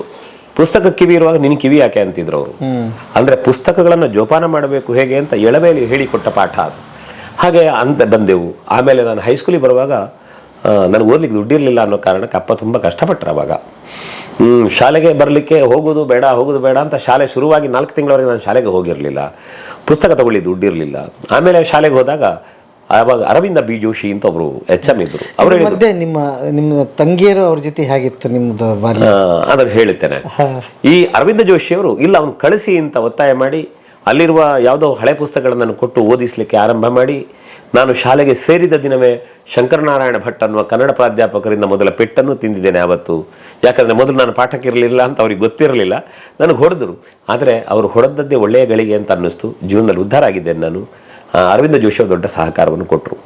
ಉಳಿದಂತೆ ತಮ್ಮ ತಂಗಿಯಂದರು, ಅದರಲ್ಲಿ ತುಂಬ ರೋಚಕ ಕಥೆ ದೊಡ್ಡದಿದೆ. ತಮ್ಮ ತುಂಬ ಕ್ಯೂಟ್ ಆಗಿದ್ದ ಅವಾಗ, ಒಂದೆಲ್ಲ ಹಲ್ಲೆಲ್ಲ ಹುಳ ಹಿಡಿದು ಒಂಥರ ಸಣ್ಣಕ್ಕೆ. ನಮ್ಮಲ್ಲಿ ಬೇಸಾಯ ಮಾಡೋದು ನೋಡಿ ಅವನು ಓದುವುದರಲ್ಲಿ ಹಿಂದೆ ಗದ್ದೆ ಬೇಸಾಯ ತುಂಬಾ ಆಸೆ ಇತ್ತು ಅವನಿಗೆ. ಹಾಗಾಗಿ ಕರುಗಳನ್ನು ಉಳುವುದಕ್ಕೆ ಗದ್ದೆಯಲ್ಲಿ ಕಟ್ತಿದ್ದ. ಗದ್ದೆ ಬೇಸಾಯ ಉಂಟು ಅಂದ್ರೆ ಶಾಲೆಗೆ ರಜೆ ಮಾಡ್ತಿದ್ದ. ಕೋಣಗಳನ್ನು ಉಳೋದ್ರಲ್ಲಿ ತುಂಬಾ ಆಸಕ್ತಿ ಇತ್ತು. ಮನೆಯ ದನ ಕರುಗಳನ್ನು ಇನ್ನೊಬ್ಬರಿಗೆ ಮಾರಾಟ ಮಾಡ್ತಾರೆ ಅಂದ್ರೆ ಅಳ್ತಿದ್ದ ಅವ. ದನ ಕೊಡಬೇಡಿ, ಕೋಣ ಕೊಡಬೇಡಿ ಅಂತ. ಬೆಳೆದು ಬಂದ. ನಮ್ಮ ಅಪ್ಪ ಬೀಡಿ ಸೇತ್ತಾ ಇದ್ರು. ಅದನ್ನ ನೋಡ್ಕೊಂಡು ಅಪ್ಪ ಸೇದಿ ಬಿಸಾಡಿದ ಬೀಡಿ ನಾನು ಸೇತ್ತಿದ್ದೆ. ಅದನ್ನ ನೋಡ್ಕೊಂಡು ಅವನು ಶುರು ಮಾಡ್ದ. ಕಡಗೊಂದ್ ದಿವಸ ಅಮ್ಮ ತುಂಬಾ ಖಾರದ ಬೀಡಿ ಕಟ್ಟಿ ನನ್ನ ಕಣ್ಣು ಕೈ ಕಾಲೆಲ್ಲ ಮೇಲಾಗುವಷ್ಟು ಮಾಡಿದ್ರು ಒಂದ್ಸಲ. ಆವಾಗ ಮತ್ತೆ ಅಪ್ಪ ಬೀಡಿ ಸೇದುದನ್ನು ಬಿಟ್ರು. ಆವಾಗಲೂ ಅವರಿಗೆ ಪ್ರೇರಣೆ ಆದ ಧರ್ಮಸ್ಥಳ ಹೆಗ್ಡೆ ಅವರ ಮಾತು. ಧರ್ಮಸ್ಥಳ ಹೆಗ್ಡೆ ಅವರು ಹೇಳಿದ್ರಂತೆ, ನಿಮಗೇನಾದ್ರು ದುರಭ್ಯಾಸಗಳಿದ್ರೆ ದಯವಿಟ್ಟು ಅದಕ್ಕೆ ಹಣ ವ್ಯರ್ಥ ಮಾಡಬೇಡಿ, ಅದನ್ನು ಜೋಪಾನವಾಗಿಟ್ರೆ ಅದು ಭವಿಷ್ಯದಲ್ಲಿ ಒಳ್ಳೆ ಕೆಲಸಕ್ಕೆ ಉಪಯೋಗ ಆಗ್ತದೆ ಅಂತ. ನಮ್ಮ ಅಪ್ಪ ಬೀಡಿ ಸೇದುದನ್ನು ಬಿಟ್ಟು ದಿನಕ್ಕೆ 10 ರೂಪಾಯಿ ಉಳಿಸ್ತಿದ್ರು ಸರ್. ಅದೇ 10 ರೂಪಾಯಿ ಮುಂದೆ ನಾನು SLC ಪರೀಕ್ಷೆ ಕಟ್ಟಲಿಕ್ಕೆ ಕಾರ್ಕಳಕ್ಕೆ ಹೋಗ್ಲಿಕ್ಕೆ ನನಗೆ ಸಹಾಯಕ್ಕೆ ಬಂತು. ಹಾಗಾಗಿ ಅಂಥದ್ದೆಲ್ಲ ವಾತಾವರಣ ಇತ್ತು. ತಂಗಿ ಅಂದ್ರು ದೊಡ್ಡವಳು ಸ್ವಲ್ಪ ಹಠಮಾರಿಯಾಗಿದ್ಲು. ಕೊನೆಯ ಹುಡುಗಿ ತುಂಬ ಅವಳ ಮೇಲೆ ಪ್ರೀತಿ ಇತ್ತು. ಅವಳನ್ನು ಪುಟ್ಟಕ್ಕ ಅಂತಲೇ ಕರೀತಾ ಇದ್ವು, ಯಾಕೆಂದರೆ ಕೊನೆಯವಳು ಅನ್ನೋ ಕಾರಣಕ್ಕೆ. ಹಾಗಾಗಿ ನಾನು 8ನೇ ಕ್ಲಾಸ್ ಮುಗಿಸಿದಾಗ ಮಧ್ಯೆ ಸಿಕ್ಕುವ ರಜೆಯಲ್ಲಿ ಪೌರೋಹಿತ್ಯಕ್ಕೆ ಅಂತ ಇನ್ನೊಬ್ಬರ ಜೊತೆ ಬರ್ತಿದ್ದೆ. ಆವಾಗ ಸಿಕ್ಕಿದ ಸಂಪಾದನೆಯಲ್ಲಿ ನಾನು ನನ್ನ ತಂಗಿಯಂದರಿಗೆ ಅಂತ ಅವತ್ತು ಬಟ್ಟೆ ತಗೊಂಡೋಗಿದ್ದೆ. ಬಟ್ಟೆಗೆ 800 ರೂಪಾಯಿ ಆಗಿತ್ತು. ನನ್ನ ಹತ್ರ 600 ರೂಪಾಯಿ ಮಾತ್ರ ಇತ್ತು. ಇಬ್ಬರ ಬಟ್ಟೆಗೆ 800 ರೂಪಾಯಿ ಆಗಿತ್ತು. ನನ್ನ ಹತ್ರ 600 ರೂಪಾಯಿ ಮಾತ್ರ ಇತ್ತು. 200 ರೂಪಾಯಿ ಸಾಲ ಮಾಡಿ ಅವರಿಗಿಬ್ಬರು ಬಟ್ಟೆ ತಗೊಂಡು ಕೊಟ್ಟಿದ್ದೆ. ಆಮೇಲೆ ಏನ್ ಮಾಡ್ತಿದ್ದೆ ಅಂತಂದ್ರೆ, ಇಲ್ಲೊಬ್ರು ಸ್ಕೂಟ್ರಲ್ಲಿ ಬಟ್ಟೆ ಮಾರ್ಕೊಂಡು ಬರ್ತಾ ಇದ್ರು. ವಾರಕ್ಕೆ 30 ರೂಪಾಯಿ ಕಟ್ಟಬೇಕು ಅವರಿಗೆ. ಅವಾಗೆಲ್ಲ ನಮ್ಮ ಸಂಭ್ರಮ ಏನು ಅಂತಂದ್ರೆ, ಮನೆಗೆ ಬಟ್ಟೆ ತಗೊಂಡೋದನ್ನು ಬಹಳ ದೊಡ್ಡವನಾಗ್ತಾನೆ, ನಮ್ಮ ಅಮ್ಮನಿಗೆ ಕೊಡಬೇಕು, ತಮ್ಮನಿಗೆ ಕೊಡಬೇಕು, ನಾನು ಬಹಳ ದೊಡ್ಡವನಿದ್ದೇನೇನೋ ತಲೆಯಲ್ಲಿತ್ತು. ಅದಕ್ಕೋಸ್ಕರ ವಾರಕ್ಕೆ 30 ರೂಪಾಯಿ ಹಾಗೆ ಕಟ್ಟಿ ತಮ್ಮನಿಗೆ, ತಂಗಿಗೆ, ಇವರಿಗೆ ಅಂತ ಬಟ್ಟೆ ತಗೊಳ್ತಾ ಇದ್ದು. ಹಾಗೆ ಆ ಭಾವನೆಗಳಿಗೆ ಅನೇಕ ಬಾರಿ ಬೆಲೆ ಸಿಕ್ಕಿತ್ತು, ಅನೇಕ ಬಾರಿ ಬೆಲೆ ಇಲ್ಲದ ಹಾಗಾಗಿತ್ತು. ಹಾಗಾಗಿ ಅದನ್ನು ನೋಡಿ ಖುಷಿ ಪಟ್ಟಿದ್ದೇನೆ, ಎಷ್ಟೋ ಬಾರಿ ಕಣ್ಣೀರು ಹಾಕಿದ್ದೇವೆ. ಹೀಗೆಲ್ಲ ಸಾಂಸಾರಿಕ ಬದುಕು ನಡೀತು. ಇವತ್ತು ಅವರವ್ರ ಮಟ್ಟಿಗೆ ಅವರವ್ರು ಚೆನ್ನಾಗಿದ್ದಾರೆ. ಅವರ ಜೀವನದ ಒಳಿತು ನೋಡಿ ಖುಷಿ ಅಂತ ಅನ್ನಿಸ್ತದೆ. ಬಟ್ ತಂಗಿ ಏನಾದ್ರು ಬೇಕು ಅಂದ್ರೆ, ಯಾಕಂದ್ರೆ ನೀವು ಹಿರಿಯ ಮಗ ಆಗಿರೋದ್ರಿಂದ ಅಪ್ಪ ಅಮ್ಮನ ಹತ್ರ ನೇರವಾಗಿ ಕೇಳಕ್ಕಾಗಲ್ಲ, ನಿಮ್ಮ ಹತ್ರ ಬಂದು ಏನಾದ್ರು ಹೇಳ್ತಿದ್ರ? ಖಂಡಿತ. ಇದಂದ್ರೆ ಅಮ್ಮನ ಮೂಲಕ ಬರ್ತಿತ್ತು. ನನಗೆ ಇವತ್ತು ನೆನಪಿದೆ, ನನ್ನ ದೊಡ್ಡ ತಂಗಿ ಮದುವೆ ಮಾಡಬೇಕು ಅಂತಂದಾಗ ಬರುವ ಪರಿಸ್ಥಿತಿಯಲ್ಲಿ ಅವರು ಇರಲಿಲ್ಲ. ನಮ್ಮ ಮನೆ ಅಲ್ಲಿತ್ತು. ಈಗಾಗಲೇ ನಾನು ಉಲ್ಲೇಖ ಮಾಡಿದಾಗ ಇದೇ ವೀಣಾ ಜ್ಯುವೆಲರ್ಸ್ನ ಉಮೇಶ್ ಅಣ್ಣ ಅವತ್ತು 5 ನೆಕ್ಲೆಸ್ಗಳನ್ನು ನನ್ನ ಮನೆ ಕೊಟ್ಟು ಕಳಿಸಿದ್ದಾರೆ ಸರ್. ಯಾವುದೇ ಪ್ರೂಫ್ ಇಲ್ಲ ಅವರ ಹತ್ರ. ಅವರು ಯಾವುದನ್ನು ಬರೆದಿಟ್ಟುಕೊಂಡಿಲ್ಲ. ಇದನ್ನು ತಗೊಂಡೋಗಿ ಮನೆಗೆ ತೋರಿಸಿ ಯಾವುದು ಇಷ್ಟ ಆಗುತ್ತದೆ ಅಂತ ನೋಡಿ ಉಳಿದನ್ನು ವಾಪಸ್ ಕೊಡಿ, ಆಮೇಲೆ ತಗೊಳ್ಳಿ ಅಂತ ಹೇಳಿದ್ರು. ನಾನು ಬಸ್ಸಲ್ಲಿ ತಿರುಗಾಡ್ತಾ ಇದ್ದೆ, ಬಹಳ ಜಾಗ್ರತೆಯನ್ನು ತಗೊಂಡೋಗಿ ಮನೆ ತಗೊಂಡೋಗಿ ತಂಗಿಗೆ ತೋರಿಸಿ ತಗೊಂಡು ಬಂದು ಕೊಟ್ಟು. ಹಾಗೆ ಅಂತಹ ಸಂಬಂಧ, ನಾನು ಅದನ್ನೇ ಹೇಳ್ತಾ ಇರೋದು, ನಮ್ಮ ಬದುಕಿನ ಯಶಸ್ಸಿನ ಮೂಲ ಶಕ್ತಿ ಏನು ಅಂತಂದರೆ ಜನ ನಮ್ಮ ಮೇಲಿಟ್ಟ ನಂಬಿಕೆ. ಅದಕ್ಕೆ ಪ್ರಾಮಾಣಿಕವಾಗಿ ಬದುಕಿದ್ದೇವೆ ನಾವು. ಇವತ್ತಿಗೂ ಕೂಡ ನಾವು ಮನೆ ಕಟ್ಟಬೇಕಿದ್ರೆ ಸಾಲ ಮಾಡಿದ್ದೇವೆ, ಮನೆ ಆಗಬೇಕಿದ್ರೆ, ಆಮೇಲೆ ಮದುವೆ ಆಗಬೇಕಿದ್ರೆ ಸಾಲ ಮಾಡಿದ್ದೇವೆ, ಎಲ್ಲವೂ ಮಾಡಿದ್ದೇವೆ. ಯಾವುದೇ ಆಧಾರಗಳಿಲ್ಲದೆ ನನಗೆ ಎಲ್ಲರೂ ದುಡ್ಡು ಸಾಲ ಕೊಟ್ಟಿದ್ದಾರೆ. ಹಾಗಂತ ನಾವು ಮೋಸ ಮಾಡಲಿಲ್ಲ, ಮೋಸ ಮಾಡುವುದಿಲ್ಲ.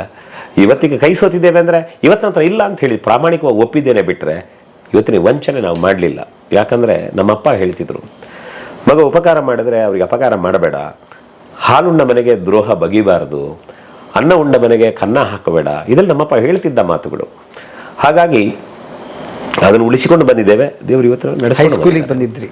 ಹೈಸ್ಕೂಲಿಗೆ ಬಂದೆ. ಹೈಸ್ಕೂಲಿಗೆ ಬಂದಾಗ ಅರವಿಂದ ಬಿ ಜೋಶಿ ಅವರ ಒಂದು ಧೈರ್ಯದ ಮಾತು ನಾನು ಓದೋದಕ್ಕೆ ಆರಂಭ ಆಯಿತು. ಅಲ್ಲಿಂದ ಒಬ್ರು ಸುಮನ ಅಂತ ಟೀಚರ್ ಇದ್ರು. ಅದೊಂದು ಬಹಳ ದೊಡ್ಡ ಇನ್ಸಿಡೆಂಟ್. ನಾನು ಹೈಸ್ಕೂಲಿಗೆ ಹೋಗೋದೇ ಇಲ್ಲ ಅನ್ನೋ ಸ್ಥಿತಿಯಲ್ಲಿ ಇದ್ದೆ. 7ನೇ ಕ್ಲಾಸಲ್ಲಿ ಇದ್ದಾಗ ಸರ್, ರಾತ್ರಿ ಕಾರ್ಕಳಕ್ಕೆ ಹೋಗಿದ್ದು ನಾನು, ನಮ್ಮ ಅಪ್ಪ. ರಾತ್ರಿ ಬಸ್ಸಲ್ಲಿ ಬರಬೇಕಿದ್ರೆ ಡ್ರೈವರ್ ಪಕ್ಕದ ಲೆಫ್ಟ್ ಸೈಡ್ ಅಲ್ಲಿ ಅಡ್ಡ ಸೀಟಲ್ಲಿ ಕೂತಿದ್ದೇವೆ. ನಾನು ಅಪ್ಪ ಕೂತಿದ್ರೆ ಅಪ್ಪನ ಪಕ್ಕದ ನಾನು ಕೂತಿದ್ದೆ. ಒಬ್ರು ಹೆಂಗಸು ಮೇಲೆ ಬಂದ್ರು. ನಮ್ಮ ಶಾಲೆಯಲ್ಲಿ ಹೇಳ್ತಿದ್ರು, ಮಕ್ಕಳೇ ಬಸ್ಸಿಗೆ ಯಾರಾದ್ರೂ ಬಂದ್ರೆ ಸೀಟ್ ಬಿಟ್ಕೊಡ್ಬೇಕು ದೊಡ್ಡವ್ರು ಬಂದ್ರೆ ಅಂತ. ನಾನು ಎದ್ದು ನಿಂತೆ, ಆ ಬೋನೆಟ್ ಪಕ್ಕದ ರಾಡ್ ಪೈಪ್ ಇಟ್ಕೊಂಡು ನಿಂತೆ. ಈ ಟೀಚರ್ ಬಂದವರು ಕೂತರು. ಕೂತ ತಕ್ಷಣ ಬಾ ಮಗ ಕೂತ್ಕೋ ಅಂತ ಪಕ್ಕದಲ್ಲಿ ಕೂರಿಸ್ಕೊಂಡು ಕೇಳಿದ್ರು, ನೀನು ಎಲ್ಲಿ ಓದ್ತಿದ್ಯಾ? ನಾನು ಇಂತಲ್ಲಿ ಓದ್ತಾ ಇದ್ದೇನೆ. ಎಷ್ಟನೇ ಕ್ಲಾಸ್? 7. ಹಾಗಿದ್ರೆ ನೆಕ್ಸ್ಟ್ ವರ್ಷ ನೀನು ನೆಲ್ಲಿಕರ್ ಹೈಸ್ಕೂಲ್ ಇದೆಯಲ್ಲ, ಹೈಸ್ಕೂಲಿಗೆ ಬಾ, ನನ್ನಲ್ಲಿ ಟೀಚರ್ ಅಂದರು. ಆಯ್ತು, ಹೇಗೋ ಹೈಸ್ಕೂಲಿಗೆ ಹೋದಾಗ ಗೊತ್ತಾಯ್ತು ಅವ್ರ ಹೆಸರು ಸುಮನಾ ಜಗದೀಶ್ ಅಂತ. ಇಂಗ್ಲಿಷ್ ಪಾಠ ಮಾಡ್ತಾ ಇದ್ರು. ಎಷ್ಟು ಪ್ರೀತಿ ಇತ್ತು ಅಂತಂದ್ರೆ, ನನ್ನನ್ನು ಒಬ್ಬ ವಿದ್ಯಾರ್ಥಿಯಾದ ನನ್ನನ್ನು ದಾಮಣ್ಣ ಅಂತ ಪ್ರೀತಿ ಮಾಡ್ತಾ ಇದ್ರು. ಇಡೀ ಶಾಲೆಯಲ್ಲಿ ಸುಮನಾ ಟೀಚರ್ ಅಂದ್ರೆ ನನಗೆ ಸರ್ವಸ್ವ ಆಗಿದ್ರು ಅವರು. ಎಲ್ಲಿವರೆಗೆ ಅಂತಂದ್ರೆ, ಅವ್ರು ಎಷ್ಟೇ ಕೋಪದಲ್ಲಿರ್ಲಿ, ಇಡೀ ಶಾಲೆಯ ಮಕ್ಕಳು ಹೆದರ್ಲಿ ಅವರಿಗೆ, ನನಗವರ ಭಯ ಇರಲಿಲ್ಲ. ನನಗವ್ರು ತುಂಬಾ ಶಿಕ್ಷೆ ಕೊಡ್ತಿರ್ಲಿಲ್ಲ. ಎಷ್ಟು ಉಲ್ಲಾಸ ಅಂತಂದ್ರೆ, ಶಾಲೆಗೆ ಬಂದಾಗ ನಾವು ಎಷ್ಟೇ ತಲೆ ಬಿಸಿರ್ಲಿ, ನನಗೆ ಸುಮನಾ ಟೀಚರ್ ನೋಡಬೇಕು. ಅವ್ರು ನನ್ನ ನೋಡಿ ಒಂದು ನೆಗಾಡಿ ಬಿಟ್ರು ಅಂದ್ರೆ ನನಗೆ ಗೆದ್ದು ಬಿಟ್ಟೆ ಅಂತ ಅಲ್ಲಿವರೆಗಿನ ಪ್ರೀತಿ ಇತ್ತು. ಆಮೇಲೆ ಅವರ ಮದುವೆ ಕರೆದರು, ಮದುವೆಗೆ ಹೋದವು. ಹೀಗೆ ಆ ಗುರು ಶಿಷ್ಯರ ಸಂಬಂಧ ಬಹಳ ಚೆನ್ನಾಗಿತ್ತು. ಮತ್ತೆ ಕನ್ನಡ ಪಂಡಿತರು, ಪ್ರಬುದ್ಧ ಪಂಡಿತರು, ಅವರು ಒಳ್ಳೆ ರೀತಿಯಲ್ಲಿ ಮಾರ್ಗದರ್ಶನ ಮಾಡಿದ್ದಾರೆ. ತುಂಬಾ ಪ್ರೀತಿ ಕೊಟ್ಟು ಅವ್ರ ಮನೆಗೆ ಕರೆದು ನನ್ನ ಉಪಚಾರ ಮಾಡಿದ್ದಾರೆ. ನನ್ನ ಪ್ರೀತಿಯ ಶಿಷ್ಯ ಅಂತ ಅವ್ರು ಹೇಳ್ಕೊಳ್ತಿದ್ರು. ಶಾಲೆ ಬಿಟ್ಟು ಎಷ್ಟೋ ವರ್ಷಗಳ ಕಾಲ ನಾವು ಲೆಟರ್ ಬರೆಯೋದೆಲ್ಲ ಇತ್ತು ನಮ್ಮ ನಡುವೆ. ಆ ಸಂಬಂಧಗಳು ತುಂಬಾ ಚೆನ್ನಾಗಿದ್ವು. ಯಾವತ್ತಾದ್ರೂ ನಿಮ್ಮ ಸ್ಕೂಲಲ್ಲಾಗ್ಲಿ ಇದರಲ್ಲಿ ನೀವು ಪ್ರಬಂಧ ಬರೆದಿದ್ದು ಅಥವಾ ಭಾಷಣ ಮಾಡಿದ್ದು ಆ ಥರದ್ದು ಏನಾದ್ರು ಮಾಡಿದ್ದೆ. ನಾನು ಭಾಷಣ ಮಾಡುತ್ತಿದ್ದೆ, ಪ್ರಬಂಧ ಬರೀತಿದ್ದೆ. ಪ್ರಬಂಧದಲ್ಲಿ ನನಗೆ ಬಹುಮಾನ ಕೂಡ ಬಂದಿತ್ತು. ಅವತ್ತೊಂದು ಇನ್ಸಿಡೆಂಟ್ ನಡೆದಿದೆ, ಅದನ್ನು ತುಂಬಾ ನೆನಪು ಮಾಡಬೇಕು. ನಾನು ವಿದ್ಯಾರ್ಥಿಗಳಿಗೆ ತುಂಬಾ ಬಾರಿ ಹೇಳಿದ್ದೇನೆ. ನಮ್ಗೆ ಇಲ್ಲಿ ಬಡತನ ಇತ್ತು ಅಂತಂದ್ರೆ ಸರ್, ನಾನು ನನ್ನ ಬಡತನದ ಕಥೆ ಹೇಳ್ತಾ ಇರೋದು ಯಾಕೆ ಅಂದ್ರೆ, ನನ್ನ ಅಪ್ಪ ಅಮ್ಮನನ್ನು ಅವಮಾನಿಸುವುದಕ್ಕಲ್ಲ, ವಾಸ್ತವ ಸ್ಥಿತಿ ಹಾಗೆ. ನನಗೊಂದು ಪ್ಯಾಂಟ್ ತೆಗೆದುಕೊಡ್ಲಿಕ್ಕೆ ನಮ್ಮ ಅಪ್ಪನ ಹತ್ರ ಕಷ್ಟ ಆಯಿತು. ಪಾಪ ಇರಲಿಲ್ಲ ಅವ್ರ ಹತ್ರ. ಆವಾಗ ಏನು ಮಾಡಿದ್ದೆ ಅಂತಂದರೆ, ಸ್ಕೂಲ್ ಡೇ ದಿವಸ ನಾನು ಪಂಚೆ ಉಟ್ಕೊಂಡು ಹೋದೆ.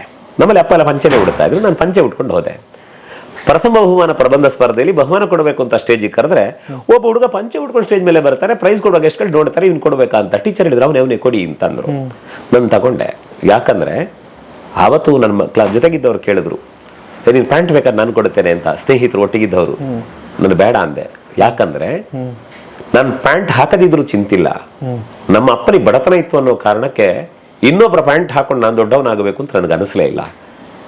ಹಾಗಾಗಿ ನಾನು ಪಂಚೆ ಹುಟ್ಟಿದ್ದೇನೆ. ಆವತ್ತು ಪಂಚೆ ಹುಟ್ಟವ್ ಸರ್, ಜೀವನದಲ್ಲಿ ಪ್ಯಾಂಟೇ ಹಾಕಲಿಲ್ಲ. ನಾನು ಪೌರೋಹಿತ್ಯಕ್ಕೆ ಬಂದೆ. ಇವತ್ತು ಪಂಚೆಯಲ್ಲಿ ಇದ್ದೇನೆ. ರಾಷ್ಟ್ರೀಯ ಅಂತಾರಾಷ್ಟ್ರೀಯ ಕಾರ್ಯಕ್ರಮಗಳಲ್ಲಿ ಭಾಗವಹಿಸಿದ್ದೇನೆ. ಮೊನ್ನೆ ಮಸ್ಕತ್ಗೆ ಹೋಗಿ ಬಂದೆ. ಇದೇ ರಾಮೋಜಿ ಫಿಲ್ಮ್ ಸಿಟಿಯಲ್ಲಿ ಹೈದರಾಬಾದ್ಗೆ ಹೋದೆ. ಅವಾಗೆಲ್ಲ ಕಾರ್ಯಕ್ರಮಕ್ಕೆ ಹೋಗ್ಬೇಕಾದ್ರೆ ಡ್ರೆಸ್ ಕೋಡ್ ಇದೆ ಅಂತಂದ್ರು. ಹಾಗಿದ್ರೆ ನಾನು ಬರುವುದಿಲ್ಲ ಅಂತಂದೆ. ಆದರೆ ಕೊನೆಗೆ ಅವರೇ ಒಪ್ಪಿ ನಾನು ಇಂಥದ್ದೇ ಉಡುಗೆ ತೊಡುಗೆಯಲ್ಲಿ ಇಡೀ ರಾಮೋಜಿ ಫಿಲ್ಮ್ ಸಿಟಿಯಲ್ಲಿ 2 ದಿನದ ಕಾರ್ಯಕ್ರಮಗಳನ್ನು 2 ಬಾರಿ ಹೋಗಿ ನಾನು ಮಾಡಿ ಬಂದಿದ್ದೇನೆ. ಮೊನ್ನೆ ಮಸ್ಕತ್ಗೆ ಹೋಗಿ ನಾನು ಬರಬೇಕಿದ್ರೆ, ಏರ್ಪೋರ್ಟಲ್ಲಿ ಫ್ಲೈಟ್ ತಡ ಇದೆ ಅನ್ನೋ ಕಾರಣಕ್ಕೆ ಆಚೆ ಓಡಾಡ್ತಿರ್ಬೇಕಿದ್ರೆ ಒಬ್ಬ ಹೇಳ್ತಾನೆ, ವಾ ತುಂಬಾ ಚೆನ್ನಾಗಿದೆ ಇಂಡಿಯನ್ ಕಲ್ಚರ್ ಅಂತ. ನನ್ನ ನೋಡಿ ಚಪ್ಪಾಳೆ ತಟ್ತಾರೆ ಹುಡುಗರು. ಅವಾಗೆಲ್ಲ ಖುಷಿ ಅನ್ನಿಸ್ತು ನನಗೆ. ಇದರ ಹಿಂದೆ ನಮ್ಮ ಅಪ್ಪ ಎಲ್ಲ ಹಾಗೆ ಬಂದ್ರು. ಇವತ್ತಿಗೂ ನೀವು ಧರ್ಮಸ್ಥಳ ಹೆಗ್ಡೆಯವರು ನೋಡಿ, ಎಷ್ಟೆಷ್ಟು ದೊಡ್ಡ ಗೌರವ ಸಿಕ್ತು. ಎಲ್ಲೆಲ್ಲ ಹೋದ್ರು ಅವ್ರು ಅದೇ ಕಚ್ಚೆಯಲ್ಲಿದ್ದಾರೆ, ಅದೇ ಶಾಲಲ್ಲಿದ್ದಾರೆ. ನಾನು ಭಾವಿಸಿದ್ದೇನು ಅಂತಂದ್ರೆ, ನಮ್ಮ ನೆಲದ ಸಂಸ್ಕೃತಿಯನ್ನ ನಾವು ಕಾಪಾಡಿಕೊಳ್ಬೇಕು. ನಮ್ಮಲ್ಲಿ ಸದ್ವಿದ್ಯೆ ಇದ್ರೆ, ನಮ್ಗೆ ಯೋಗ್ಯತೆ ಇದ್ರೆ ಜನ ನಮ್ಮನ್ನು ಗೌರವಿಸ್ತಾರೆ.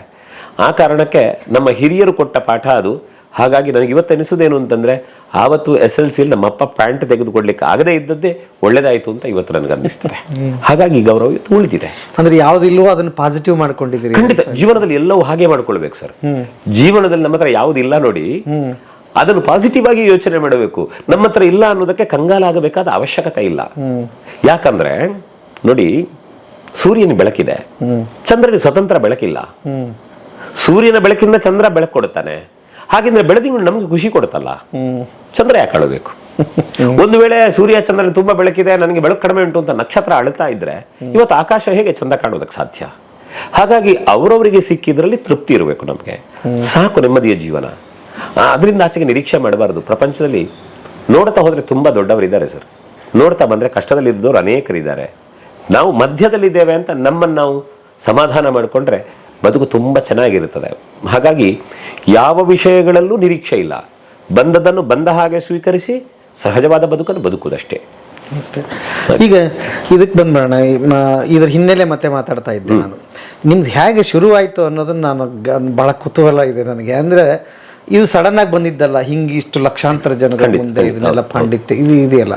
ಹಾಗೆ ಎಲ್ಲಿ ಅದ್ರ ಮೂಲ ಸೆಲೆ ಶುರುವಾಯಿತು ನಿಮ್ದು ಅಂತ? ಸರ್, ಇವತ್ತು ಪೌರೋಹಿತ್ಯದ ಬಗ್ಗೆ ಸಮಾಜ ಏನ್ ತಿಳಿತದೆ ಅಂತ ಗೊತ್ತಿಲ್ಲ. ಆದ್ರೆ ನನ್ನ ಮಾತಿಗೆ ಮೂಲ ಆಧಾರವಾದದ್ದು ಪೌರೋಹಿತ್ಯ. ಯಾಕೆ ಅಂತಂದ್ರೆ, ಒಂದು ಪೂಜೆ ಮಾಡಿದಾಗ ಪೂಜೆ ಮಾಡಿಸಿದವರ ಪರವಾಗಿ ದೇವರ ಮುಂಭಾಗದಲ್ಲಿ ಪ್ರಾರ್ಥನೆ ಮಾಡಬೇಕು. ಪ್ರಾರ್ಥನೆ ಮಾಡಬೇಕಿದ್ರೆ ಮಾತಾಡಬೇಕು ತಾನೆ. ಆವಾಗ ಏನೋ ಗೊತ್ತಿದ್ದ ಹಾಗೆ ಅವ್ರ ಬಗ್ಗೆ ಹೇಳುವುದಕ್ಕೆ ಆರಂಭ ಮಾಡೋದು. ಆಮೇಲೆ ಈ ಸತ್ಯನಾರಾಯಣ ದೇವರ ಪೂಜೆ ಮಾಡಿದ್ರೆ ಅದರ ಕಥೆ ಹೇಳಬೇಕು. ನಮ್ಮ ಗುರುಗಳಾದ ಶ್ರೀಧರ ಶರ್ಮರು ತುಂಬಾ ಚಂದ ಕಥೆ ಹೇಳ್ತಾ ಇದ್ರು. ನಾವು ಅವ್ರನ್ನ ಕಾಪಿ ಮಾಡ್ತಿದ್ವು. ಅವ್ರು ಇಲ್ಲದ ಹೊತ್ತಿಗೆ ಎಲ್ಲೋ ಮರೆಯಲ್ಲಿ ಕೂತ್ಕೊಂಡು ಅವ್ರು ಹೇಳಿದ ಶೈಲಿಯಲ್ಲೇ ಹೇಳ್ತಾ ಇದ್ರು ನಮ್ಮಷ್ಟಕ್ಕೆ. ಒಂದ್ ದಿವಸ ನಾನು ಹಾಗೆ ಹೇಳಬೇಕಿದ್ರೆ ನಾನು ಹಿಂದೆ ಬಂದು ಇಟ್ಕೊಂಡೇ ಇದ್ರು. ಅವ್ರನ್ನ ಗೊತ್ತೇ ಇರಲಿಲ್ಲ. ಏನ್ ಸತ್ಯನಾರಾಯಣ ಪೂಜೆ ಜೋರಿದೆಯಾ ಅಂತ ಕೇಳ್ಕೊಂಡೋದ್ರು. ಹಾಗೆ ಅವ್ರನ್ನ ಅನುಸರಿಸ್ತಾ ನಾನು ಮಾತಾಡ್ಲಿಕ್ಕೆ ಆರಂಭ ಮಾಡಿದೆ. ಆಮೇಲೆ ಯಕ್ಷಗಾನ ತಾಳಮದ್ದಲೆ ಅಂತ ಬಂದಾಗ ನಾವು ಟೆರೆಪೆ ಕ್ಯಾಸೆಟ್ಗಳಲ್ಲಿ ಮಾತು ಕೇಳ್ತಾ ಇದ್ವು. ಆ ಮಾತುಗಳೆಲ್ಲ ಉತ್ಸಾಹ ಕೊಡ್ತು. ಯಾಕಂದ್ರೆ ತುಂಬಾ ಸಣ್ಣವನಿದ್ದೆ. ಶ್ರೇಣಿ ಗೋಪಾಲಕೃಷ್ಣ ಭಟ್ರು ಅಪ್ಪನನ್ನು ಕಳ್ಕೊಂಡಂತ ಭರತ ಅಣ್ಣ ವನವಾಸಕ್ಕೆ ಹೋದ ಅಂತ ಕೋಪದಲ್ಲಿ ಸಿಟ್ಟಾದಾಗ ಅವ್ರು ವಸಿಷ್ಠ ಒಂದು ಮಾತು ಹೇಳ್ತಾರೆ, ಮಗು ಸುಮ್ಮನಿರಬೇಕು, ಉದ್ವೇಗದ ಕೈಯಲ್ಲಿ ಬುದ್ಧಿಯನ್ನು ಕೊಡಕೂಡದು, ಬೆಂಕಿಯನ್ನು ನಂದಿಸುವುದಕ್ಕೆ ಬೆಂಕಿ ಅಲ್ಲ ಔಷಧ ಅಂತ. ಈ ಮಾತುಗಳನ್ನು ಕೇಳಿದಾಗ ಓ ಹೌದಲ್ಲ ಅಂತ ಅನ್ನಿಸ್ತು. ಕುಂಬಳೆ ಸುಂದರರಾಯರು ಪ್ರಾಸಬದ್ಧವಾಗಿ ಮಾತಾಡ್ತಿದ್ರು. ಮಾತು ಚೆನ್ನಾಗಿದೆ ಅಲ್ಲ ಅಂತ ಅನ್ನಿಸ್ತು. ಇಂಥ ಒಂದೊಂದೇ ಶಬ್ದಗಳನ್ನು ಹೆಕ್ತಾ ಅದನ್ನು ಪೌರೋಹಿತ್ಯದ ಪ್ರಾರ್ಥನೆಯಲ್ಲಿ ಬಳಸುವುದಕ್ಕೆ ಶುರು ಮಾಡಿದ್ರು. ಆಗ ಒಂದು ಹಂತಕ್ಕೆ ಹುಡುಗ ಏನೋ ಚೆನ್ನಾಗಿ ಮಾತಾಡ್ತಾನೆ ಅಂತ ಅನ್ನಿಸ್ಲಿಕ್ಕೆ ಶುರುವಾಯಿತು. ಆಮೇಲೆ ಉಡುಪಿಯ ಉದ್ಯಮಿಗಳು ಅಲೆಯೂರು ಪ್ರಭಾಕರಾಚಾರ್ಯ ಅಂತ ಅವರೊಂದು ವಿದ್ಯಾಪೀಠವನ್ನು ಆರಂಭ ಮಾಡಿದ್ರು. ಆಗ ಕೇಳಿದ್ರು, ವಿದ್ಯಾಪೀಠ ಮಾಡ್ತಾ ಇದ್ದೇನೆ, ಸಂಸ್ಕೃತ ಕಲೀಲಿಕ್ಕೆ ಬರ್ತೀಯಾ ಅಂತ ಅಂದ್ರು. ಆಯ್ತು ಅಂತಂದೆ. ಇದು SSLC ಆದ್ಮೇಲೆ? SSLC ಆಗಿ ಆದ ನಂತರ ಆಯ್ತು ಅಂತ ವಿದ್ಯಾಪೀಠಕ್ಕೆ ಸೇರಿದ ಮೊದಲ ವಿದ್ಯಾರ್ಥಿ ನಾನು ಹೋದೆ. ಅಲ್ಲಿ 5 ವರ್ಷಗಳ ಕಾಲ ಶಿಕ್ಷಣ, 5 ವರ್ಷಗಳ ಕಾಲ ಓದಿದೆ. ಸಂಪಾದನೆಯ ದಾರಿ ಇತ್ತು ನನಗೆ, ಆದರೆ ಸಂಪಾದನೆ ಬದಿಗಿಟ್ಟು ಓದಿದೆ. ಅಪ್ಪ ಅಮ್ಮ ಒಪ್ಪಿದ್ರು. ಅದೇ ಆವರಣದಲ್ಲಿ 5 ವರ್ಷಗಳ ಕಾಲ ಕಳೆದೆ. ಅಲ್ಲಿ ಸಣ್ಣ ಪುಟ್ಟ ಸಭೆಗಳು ನಡೆಯುವಾಗ ನಾವು ಮಾತಾಡ್ತಿದ್ವು. ಆಮೇಲೆ ಅಲ್ಲಿಂದ ಆಚೆಗೆ ಸ್ವಲ್ಪ ತೆಂಕನಡಿಯೂರು ಅಂತ ಅಲ್ಲೊಂದು ಭಜನಾ ಸಂಘ ಇತ್ತು. ಅಲ್ಲಿ ಮಕ್ಕಳಿಗೆ ಪ್ರತಿ ಭಾನುವಾರ ಸಂಸ್ಕಾರ ಕೇಂದ್ರ ಅಂತ ಮಾಡಿ ಮಕ್ಕಳಿಗೆ ಪಾಠ ಮಾಡ್ತಿದ್ರು. ನಾನು ಮಕ್ಕಳಿಗೆ ಸುಭಾಷಿತ ಹೇಳ್ಕೊಡೋದು, ಅದರ ಅರ್ಥ ಹೇಳೋದು ಅಂತ ಶುರು ಮಾಡಿದೆ. ಇದನ್ನು ಮಾಡ್ತಾ ಆ ಕಾರ್ಯಕ್ರಮ ನಿರೂಪಣೆ ನೀವು ಮಾಡಿ ಅಂತ ಒಂದು ಅವಕಾಶ ಕೊಟ್ಟರು. ಅಲ್ಲಿ ಕಾರ್ಯಕ್ರಮ ನಿರೂಪಣೆ ಶುರು ಮಾಡಿದೆ. ಆವಾಗ ನಾನು ಕಂಡಂತೆ ಕಾರ್ಯಕ್ರಮ ನಿರೂಪಣೆಯಲ್ಲಿ, ಭಾಷಣಗಳಲ್ಲಿ ನಮಗೆ ತುಂಬ ಪ್ರಸಿದ್ಧವಾದ ಹೆಸರು ಅಂತ ಕಾಣ್ತಾ ಇದ್ದದ್ದು ಬೈಕಾಡಿ ಜನಾರ್ದನಾಚಾರ್ಯ ಅನ್ನೋ ಮಾಸ್ಟ್ರು. ಬ್ರಹ್ಮಾವರದ ಹತ್ರ ಬೈಕಾಡಿ ಅಂತ ಇದೆ ಮೂಲ ಊರು. ಅವರು ಮಂಗಳೂರಲ್ಲಿ ಕೆನರಾ ಹೈಸ್ಕೂಲಲ್ಲಿ ಮಾಸ್ಟರ್ ಆಗಿದ್ರು. ಈ ಪ್ರಾಂತ್ಯದಲ್ಲಿ ಯಾವ ಕಾರ್ಯಕ್ರಮ ಆದ್ರೂ ಅವರು ನಿರೂಪಣೆ ಮಾಡೋದು. ಎಲ್ಲಿ ನೋಡಿದ್ರೆ ಅವರ ಭಾಷಣ, ನಾಯಕತ್ವ ತರಬೇತಿ ಶಿಬಿರ ಅವರು ಇರ್ತಾ ಇದ್ರು. ಅವ್ರು ನೋಡಿದಾಗ ನಮ್ಗನ್ಸೋ ಎಷ್ಟು ಚಂದ ಮಾತಾಡ್ತಾರೆ, ನಮ್ಗೆ ಮಾತಾಡ್ಬೇಕಿತ್ತಲ್ಲ ಅಂತ. ಕೆಲವು ಶಬ್ದಗಳನ್ನು ಅವ್ರದನ್ನು ಕಾಪಿ ಮಾಡೋದು, ಅವರ ಶೈಲಿಯಲ್ಲಿ ಯೋಚನೆ ಮಾಡೋದು. ಆಮೇಲೆ ನಿರೂಪಣೆ ಬಂತು. ಹೊರಗೆ ಎಲ್ಲ ಸಮುದಾಯದವರು ಕಾರ್ಯಕ್ರಮ ನಿರೂಪಣೆ ಕರೀಲಿಕ್ಕೆ ಆರಂಭ ಮಾಡಿದ್ರು. ಒಂದು ಸನ್ನಿವೇಶದಲ್ಲಿ ಒಬ್ರು ಹೇಳಿದ್ರು, ಪೌರೋಹಿತ್ಯ ಮಾಡ್ಲಿಕ್ಕೆ ಬಂದವುಗಳಿಗೆಲ್ಲ ಕಾರ್ಯಕ್ರಮ ನಿರೂಪಣೆ ಅಂತ ಭಾಷಣ ಅಂತ ಇದ್ರೆ ಅಧಿಕ ಪ್ರಸಂಗ ಯಾಕೆ ಅಂದ್ರು. ನನ್ಗೆ ಗೊತ್ತಾಯ್ತು. ಆದ್ರೆ ನಾನು ಬೇಜಾರು ಮಾಡ್ಕೊಳ್ಳಿಲ್ಲ. ಯಾಕೆ ಅಂದ್ರೆ ಹೇಳಿದವ್ರು ಅವರು, ಮಾಡ್ತಿರೋದು ನಾನು. ನಮ್ಮ ಅಪ್ಪ ಯಾವಾಗ್ಲೂ ಹೇಳ್ತಾರೆ, ಇನ್ನೊಬ್ಬರ ಆಚಾರಕ್ಕೆ ನಮ್ಮ ವಿಚಾರ ಇರಬಾರ್ದು ಅಂತ. ಹಾಗಾಗಿ ಅದ್ರ ಬಗ್ಗೆ ತಲೆ ಕೆಡಿಸ್ಕೊಳ್ಳಿಲ್ಲ. ಮತ್ತೆ ಮಾಡ್ತಾ ಬಂದೆ. ಗೆಲ್ಲುತ್ತಾ ಬಂತು. ಎಲ್ಲಿವರೆಗೆ ಬಂತು ಅಂತಂದ್ರೆ, ಒಂದು ದಿನ ಧರ್ಮಸ್ಥಳದಲ್ಲಿ ನಡೆಯುವಂತಹ ಕಾರ್ಯಕ್ರಮ, ಹೆಗ್ಗಡೆಯವರ ಪಟ್ಟಾಭಿಷೇಕ ಸುವರ್ಣ ಮಹೋತ್ಸವದ ಕಾರ್ಯಕ್ರಮ. ಹೆಗ್ಗಡೆಯವರ ಆಪ್ತ ಕಾರ್ಯದರ್ಶಿ AV ಶೆಟ್ಟಿ, ವೀರು ಶೆಟ್ಟಿ ಅಂತಿದ್ದಾರೆ. ಅವ್ರು ಫೋನ್ ಮಾಡಿ ಹೇಳ್ತಾರೆ, ಸರ್ ನಾಳದೊಂದು ಕಾರ್ಯಕ್ರಮ ಇದೆ, ನಿರೂಪಣೆಗೆ ವ್ಯವಸ್ಥೆ ಆಗಬೇಕು ಅಂದ್ರು. ಸರ್ ಜನ ಮಾಡ್ಬೇಕಾ ಅಂದೆ. ಇಲ್ಲ ನೀವೇ ಬರಬೇಕು, ನೀವು ಬರ್ತೀರಾ ಅಂತ ಹೇಳಿದ್ರು. ಫೋನ್ ಇಟ್ಟರು. ಅಷ್ಟು ಹೇಳಿ ಕರೆದ್ರು. ದೊಡ್ಡ ಸಭೆ. ನಾನು ತುಂಬಾ ಆವತ್ತು ಬೆದರಿಕೆ ಹೊಡಿದವರೆಲ್ಲ ಇದ್ದಾರೆ, ಅಲ್ಲಿ ಹೋದ್ರೆ ಸಿಕ್ಕಿಬೀಳ್ತೀಯ, ಜಾಗ್ರತೆ, ಒಂದು ತಪ್ಪಿದ್ರೆ ಎಲ್ಲೋ ಹೋಗ್ತದೆ ಅಂತೆಲ್ಲ ಹೇಳಿದ್ರು. ಆದರೆ ನಾನು ಆ ಕಾರ್ಯಕ್ರಮದಲ್ಲಿ ಮಾತಾಡಿದ ಒಂದೇ ಒಂದು ನನ್ನ ಡೈಲಾಗಿಗೆ 3,500 ಜನ ಎದ್ದು ಚಪ್ಪಾಳೆ ಕೊಟ್ಟಾಗ ನಾನು ಗೆದ್ದು ಬಿಟ್ಟೆ ಅಂತ ಅನ್ನಿಸ್ತು. ಆವತ್ತು ಹೆಗ್ಗಡೆಯವರ ಕಾರ್ಯದರ್ಶಿ ಹೇಳಿದರು, ಶರ್ಮರ ಇದು ನಾವು ಅವಕಾಶ ಕೊಟ್ಟದ್ದು ಅಂತ ನೀವು ಧನ್ಯವಾದ ಹೇಳಬೇಡಿ, ನಮಗೆ ನಿಮ್ಮ ಪ್ರಯತ್ನ ಇದೆ. ಎಲ್ಲಕ್ಕಿಂತಲೂ ಮಿಗಿಲಾಗಿ ಈ ಜಾಗದಲ್ಲಿ ಯಾರು ಏನು ಮಾಡಬೇಕು ಅಂತ ಮಂಜುನಾಥ ಸ್ವಾಮಿ ತೀರ್ಮಾನ ಮಾಡ್ತಾರೆ, ಅದು ನಡೀತದೆ ಅಂತ ಅಂದರು. ನನಗೆ ಆವತ್ತು ಅನ್ನಿಸ್ತು. ಹಾಗಾಗಿ ನಮ್ಮ ಪ್ರಯತ್ನ ಇರಬೇಕು. ಅದು ಪ್ರಾಮಾಣಿಕವಾಗಿದ್ದರೆ, ಉದ್ದೇಶ ಒಳ್ಳೇದಿದ್ರೆ ದೇವರು ಗೆಲ್ಲಿಸ್ತಾನೆ ಅಂತ ಆವತ್ತು ಯೋಚನೆ ಮಾಡಿದೆ. ಅಲ್ಲಿಂದ ಬಂತು. ಕಾಪುವಿನ ಮಾರಿಯಮ್ಮನ ಗುಡಿ ಬಂತು, ಅಲ್ಲಿ ನಡೆಯಿತು. ಇಂತಹ ಬೇರೆ ಉಚ್ಚಿಲದ ಮಹಾಲಕ್ಷ್ಮಿ ದೇವಸ್ಥಾನ ವೈಭವದಿಂದ ನಡೆಯಿತು. ಈ ಕಾರ್ಯಕ್ರಮಗಳಿಗೆ ಬಂದಾಗ ಏನಾಯಿತು ಅಂತಂದರೆ, ಒಂದು ಸಾಮುದಾಯಿಕವಿದ್ದಂತಹ ವ್ಯಾಪ್ತಿ ಸಾಮಾಜಿಕವಾಗಿ ಬಂತು. ತುಂಬ ಕಾರ್ಯಕ್ರಮ ನಿರೂಪಣೆಗಳಿಗೆ ಹೋಗ್ತಾ ಬಂದೆ.